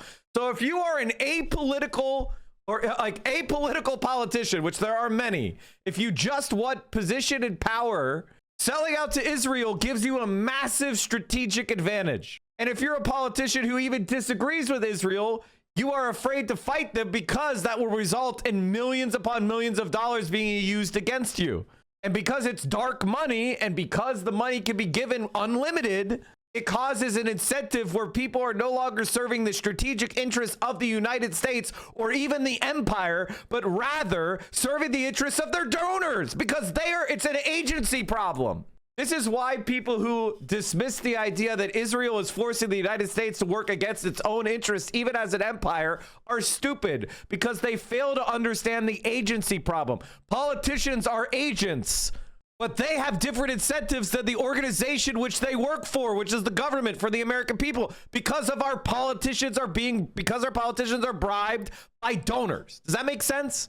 This is not anti-Semitism. This is not a conspiracy theory. This is straightforward understanding how institutions and agents work and where problems can arise due to a misalignment of incentives. They are incentivized to betray the country for the interest of Israel. It's not anti-Semitism. It's not a conspiracy theory. It's straightforward fact. And it's trackable and it is traceable. And so I'm sorry for saying that the Israel lobby is influencing American policy against its own interest. Royal Navy announced to spearhead a coalition to reopen the Strait of Hormuz. I cannot believe how Keir Starmer is just Tony Blair. We told you, you dumb fucking Brits, that Keir Starmer was just going to be Tony Blair, and he is literally Tony Blair except dumber. Holy fucking hell. Holy fucking hell. Ethan isn't just targeting Hassan, he's anyone who isn't a Zionist. Chris Smalls is a black man who was tortured by the IOF. Ethan Klein is targeting a black man, Chris Smalls. You might wonder, why is he posting about Smalls? Well, Chris Smalls was beaten and tortured by Israelis after they kidnapped him while he was sailing to Gaza to give aid. He was beaten, choked, and they called him slurs. This isn't unique to Ethan because he called black people slurs before. Why the fuck? Don't worry, everyone. They painted a mural.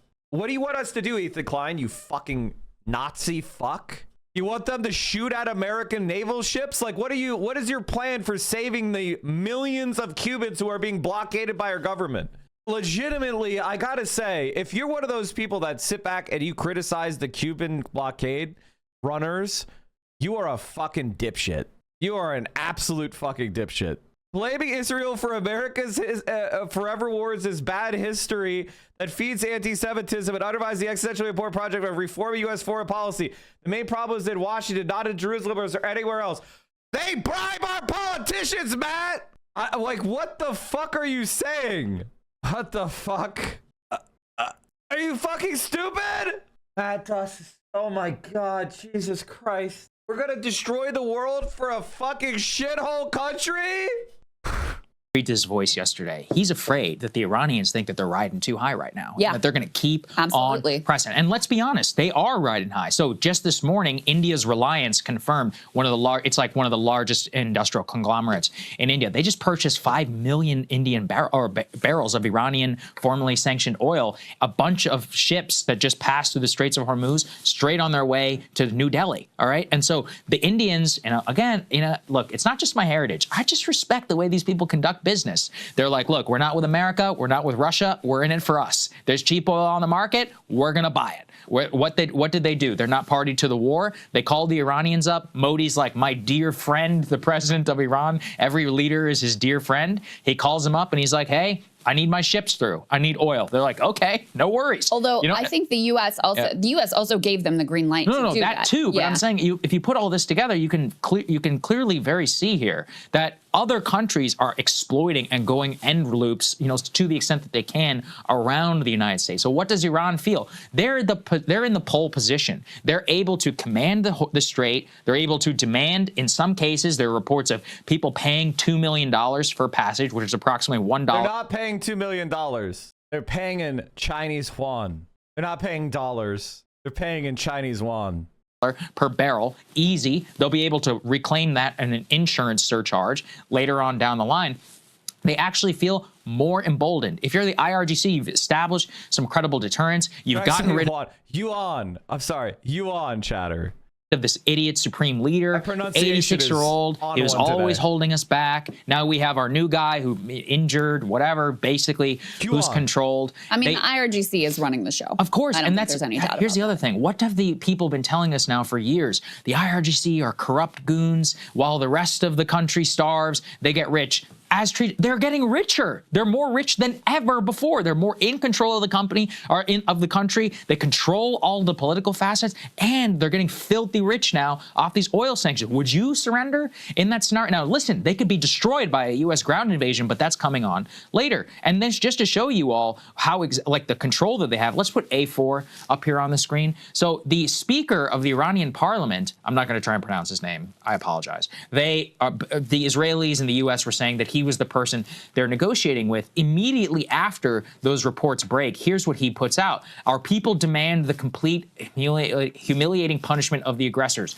All officials stand firmly behind their leader and people until this goal is achieved. No negotiations with America have taken place. Fake news is intended to manipulate financial oil markets to escape the quagmire in which America and Israel are trapped. So it actually does appear as if they have, look, maybe he took a phone call or not. We have no idea, right? But what we do know is that he's at the very least pressured internally for him to actually come out and deny this. And do you know why we know some of this? Trump let it kind of slip. Trump was asked on the tarmac yesterday, who are you talking to? He says a top person, and I can't tell you who it is. I don't want them to be killed. Let's put A6 and let's take a listen.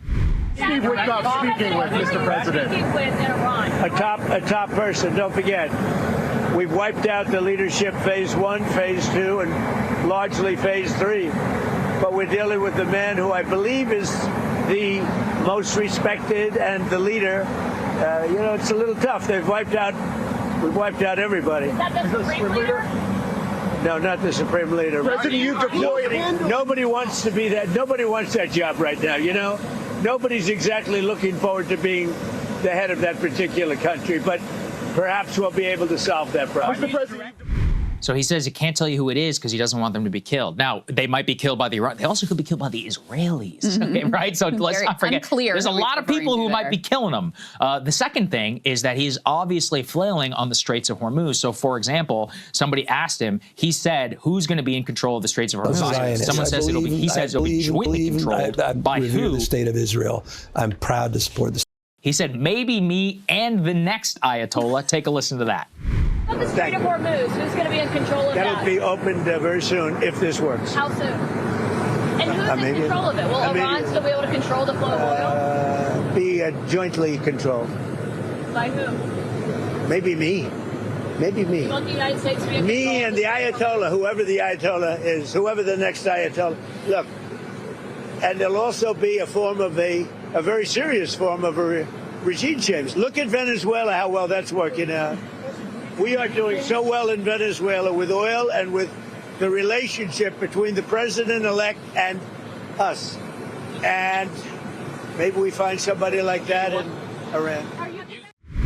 Still has Venezuela fantasies after the war continues to spiral. Says me the next Ayatollah. So what does that mean? I don't acknowledge the current Ayatollah, so I might have to kill the current Ayatollah. These things can only be accomplished through massive ground force invasion, nuclear weapons. I mean, I hate to say all these things, but there's just no other option. Like, if you have the only off-ramp is basically surrender, which, I mean, as you said, his psyche, not just his psyche, think about it, like, something I've been thinking about a lot is what Joe Kent told me is one of the reasons he resigned to trying to put pressure is he said, I've been inside and I know how the CENTCOM machine gets rolling. And what he means by that is that there are not guys, the Joint Staff Planning Forces, they don't view themselves as political, but they have lived for this in a lot of ways. So when the president is like, I need all options on the table, they're like, oh, we've been working on this for 40 years. And they start pulling stuff off the shelf, 82nd Airborne, Marine Expeditionary Force. And once that stuff starts to get into the system, the machinery, think about how hard it is to roll it back.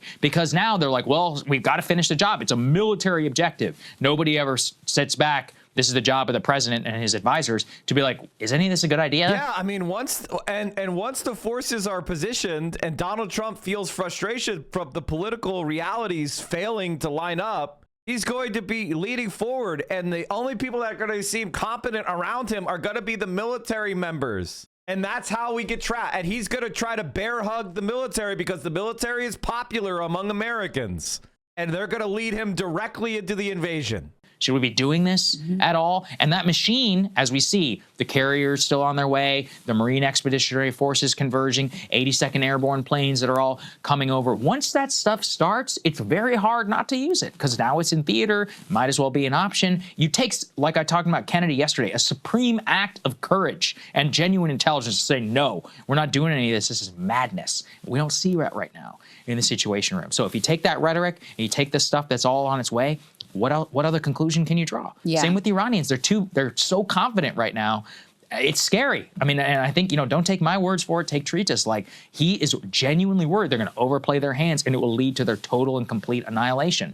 To their detriment and to ours. It'll be bad for everybody who's involved. I mean, he just, in all his comments and in his decision-making, he really has this, like, childlike understanding of the world. They leaked to Politico. I guess even Barack Ravid wasn't buying this bullshit that the Ghalibaf, the guy who, we put up his tweet earlier and that Trump was sort of alluding, like, oh, we've got a top guy that we're talking to. And, of course, they're completely denying it. Anyway, somebody leaked to Politico, like, oh, he's a hot option right now. It's like, this is not Venezuela, number one. Number two, you're just completely full of shit. Number three, you think you're just gonna like swap out some characters in the entire country of Iran with some like 93 million people. It's gonna be yours. I mean, it's so insane. And this has been apparently the thinking from the beginning of Trump of like, oh, if we just murder the Ayatollah, then it'll all be ours and we can play them like puppets and do whatever we want.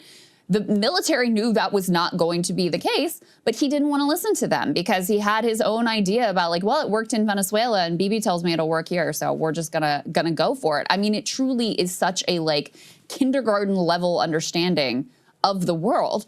And that comes out too when he's like, is it kindergarten level when they're dictating policy? Is it kindergarten level when they are the ones that are making the orders? What's all your book smarts mean? What's all your study of history mean when you don't control the levers of power? All we could do is offer an alternative. At this point, like, we have to be building the alternative, and we need to be readying ourselves for the war that is happening. And the ground invasion is happening. They are not activating the 82nd Airborne. They're not setting 2 Marine amphibious assault fleets toward Iran to turn them around. They're going to invade. The war was not started for an articulable reason, and so it's not going to end for an unarticulable reason. Unless the stock market crashes 10% on news that this is happening, it's going to happen. That is the only thing that could scare Trump, is a massive economic crash. Unless Trump gets spooked by this shit, it's going to happen. Like, oh, maybe me and the Ayatollah. Not disagreeing with the video, by the way. I'm just underlining that point. We're going to control the Strait of Hormuz together. The Iranians put out a meme. Did you see this in response, Sagar? That was like, you know, it was like a car where you have the normal steering wheel and then you have the kid's steering wheel there that obviously doesn't do anything, where it's like, oh, he's pretending to drive the car, et cetera. I mean, just complete mockery of this man, because the whole thing is so stupid and so insane. But the bottom line is, today, you know, Trump is actually not really in a position to say when this war ends or how it ends. That is on Iran and it's on Israel. He has ceded so much control to the Israelis that, you know, even if he wants to end the war today, and I think it's possible he does want to end the war today, the Iranians get a say, and the Israelis, because of our weakness and our decision to cede so much of our foreign policy to them, they get a say as well. And that's why this thing is such an incredible, intractable mess heading towards quagmire. Yeah, and why we shouldn't have gotten into it in the first place. But Exactly. A5 up there on the screen. This was from the Prime Minister of Israel. He says, earlier today, I spoke with President Trump, believes there's an opportunity to leverage the tremendous achievements to realize the goals of the war through an agreement that will safeguard our vital interests. But he continues, just a few days ago, we eliminated 2 more nuclear scientists. We are still active. We will safeguard our vital interests under all circumstances. At the same time, we are going to continue to strike in both Iran and Lebanon. We are smashing the missile program, the nuclear program. We continue to deal severe blows with Hezbollah. And as we'll show you all later, the strikes continue unabashed and completely. So as of where things stand right now, the negotiations don't appear to be going anywhere. And if they do meet, the two sides are very, very far apart. I find it incredibly hard to believe that the vice president would be in Islamabad sometime this week. Also, on the Steve Witkoff front, well, what do the Iranians say? Why would we trust you? We met with you twice. We got bombed both.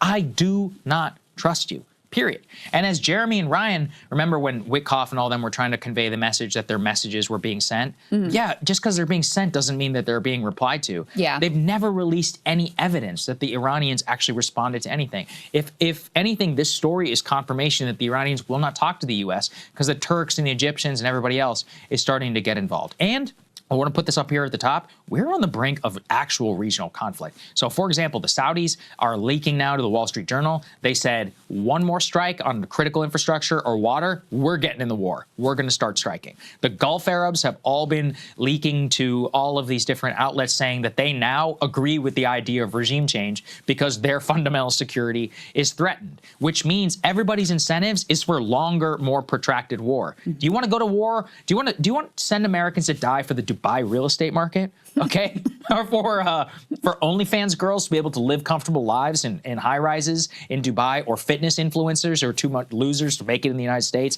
to make it over there. I'm good, actually. All right, and that's what they want for us. Or the Dhahran compound. No, okay, we're good. But that's where the incentive structure is for every single person, including the Iranians.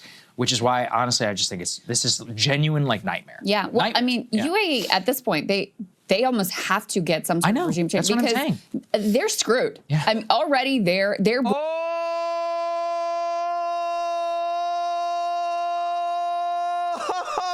Ladies and gentlemen, this morning, Dr. Abdul El Sayed has just sent me a DM saying, would love to be on the stream, Mike. I also just got a message from the Justice Democrats. Oh, what a morning. What a morning, chat. The mic motion is beginning. Tomorrow, we are also doing an interview with another candidate. So that should be exciting.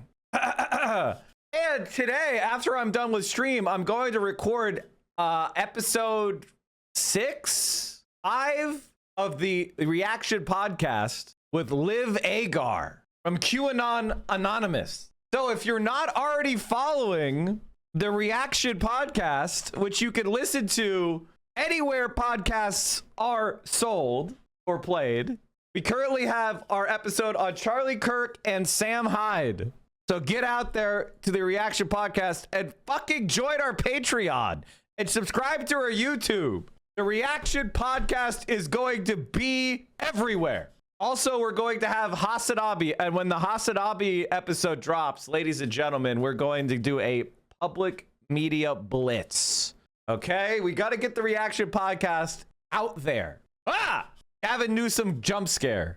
Okay, ladies and gentlemen, let's finish this video about the invasion. Brand, Dubai's brand, Abu Dhabi's brand as like, you know, these playgrounds for the rich and, you know, almost like a little carve out from the rest of the tumult of the region. That's dead. It's over. We've all seen the videos of like your airport on fire and, you know, bombs landing or drones hitting luxury high-rise buildings. Who of our global elite is going to choose Dubai as their location now? And that's their whole thing. Like that is really where they've staked their claim. So unless they can, you know, completely overturn the government in Iran and have some, I don't know, Reza Pahlavi or some other puppet government that they feel totally comfortable with, it's not coming back. So, and again, this is, you know, part of Israel's goal in all of this is they, you know, they knew this idea, it'll be a 4-day war and it'll be, they knew that was nonsense that they were selling to Trump, right? And he was dumb enough to buy it and, you know, foolish and arrogant and vain enough to surround himself with people who wouldn't tell him the hard truth and to shut down anyone who might have told him the hard truth, as evidenced by, you know, Joe Kent being completely shut out of any of the conversations and the debates leading up to this war. So, you know, so now you've got this intractable conflict that just continues to grow. And Israel's happy to have all of these countries in. That is exactly what they want. That's why it, you know, appears that they may have been involved in some false flag attacks to make those Gulf Arab states feel even more under threat. But I mean, make no doubt about it, Iran is striking within those countries as well, because they're like, look, you're complicit. You're hosting these bases. Attacks are being launched from your soil towards us. So sorry, fair game. That's, you know, that's where we are. It really is. Every week that goes by, inching more and more towards total and complete war. And this is also the Pandora's box that's been opened by Gaza and the, you know, the barbarism that just is accepted now. Yep. It's so bad. All right, let's get to insider trading. Hey, if you like that video, hit the like button or leave a comment below. It really helps get the show to more people. And if you'd like to get the full show ad-free and in your inbox every morning, you can sign up at breakingpoints.com. That's right. There's a news story that's breaking. And apparently OnlyFans is banning anti-Zionists from the platform. Did you guys hear about this? OnlyFans is banning anti-Zionists from the platform. OnlyZios.com. The Zionist billionaire majority stakeholder died yesterday or the day before. Yeah, they're banning anti-Zionists from OnlyFans based on his after his death, I guess. Only Hasbara. What the fuck? I'm hearing this is happening right as we speak. I can't search OnlyFans on live on stream, unfortunately, because I think that's it's a bannable thing to like link to OnlyFans stuff. More mic motion. Franz Hong is leading. Chat! Assad, bring her on! Assad, bring her on! Steal my motion! You copy me word for word anyway, so you might as well. I'm kidding. But you might steal Francesca. I need to bring her back on. Banger overzealous video about Cuba in defense of Cuba, how the media lies to you. Yeah, that's a really good video, actually. I really recommend that. I gotta make friends with overzealots. I don't know. I guess I don't know. The YouTube streets are weird energy to me. I don't know why. I'm super harsh on libs. I don't know. The YouTube streets there's like a simmering weird energy on YouTube, and I don't get it. Mike, you need to go to China. Hassan slandering your ass with Mike from Taiwan. We can't be having that. I already corrected that yesterday. I linked up with Noah the other a while ago. Get him on the pod. Yeah, but who do we talk about? We had a huge turnout for Canvas kickoff for Milwaukee for Fran. She legitimately has the motion. Yes, I know. She's outperforming Mandela Barnes. That's the huge motion. He just ran for Senate. But I feel like Bernie's going to intervene. I feel like the institutional progressives are going to intervene for Mandela, like, honestly. So that's like, honestly, the future is a war with Elizabeth Warren. Elizabeth Warren stands are going to align with the establishment Democratic Party to try to save it. That's the reality. We see it with in Michigan right now as well. And I'm an anti-Elizabeth. I hate the progressive blob. I hate the fake progressive blob. I've always been against them. In fact, it was one of my major fights with Sam Seder, which, by the way, Sam Seder now sounds like me. I was just listening to a Sam Seder video the other day, and he basically repeated arguments I made to him back in 2020. Like, wow, you know, we were debating in 2020. You didn't sound like this. I should, honest to God, put together a video of me defeating Sam Seder in debate. That would be that would be very, very fun. As long as we did it in a positive light and not hate, because I love Sam Seder and I love the Majority Report. It's no hate. It's just, you know, we disagree on a couple things. I happen to think I'm right on those things. We got Ludwig and Atrioc to China before you, Mike. Come on now. We can't have them beat you. I'm not really an IRL streamer. You know, like, I don't really like IRL streaming. It's just not my vibe, you know? But I do need to go there just for fun. But it's not really I don't really enjoy IRL streaming. But going there and like maybe have like, you know, doing my normal streams but just from China, that might be a good idea. But I don't really like IRL streaming. That's more of a VO thing. Reaction pod in Beijing. Oh, Caroline reacting to girly pop fascism like Clandis or former Daily Wire. Ooh. Ooh.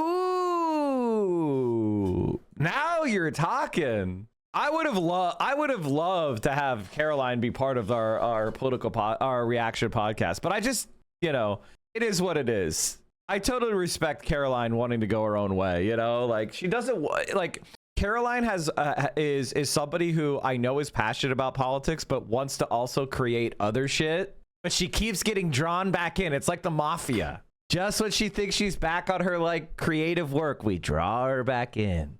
We draw her back in. Make her a guest. She loves podcasts. I will do that. I'll reach out. Well, everybody, unfortunately, I gotta go soon.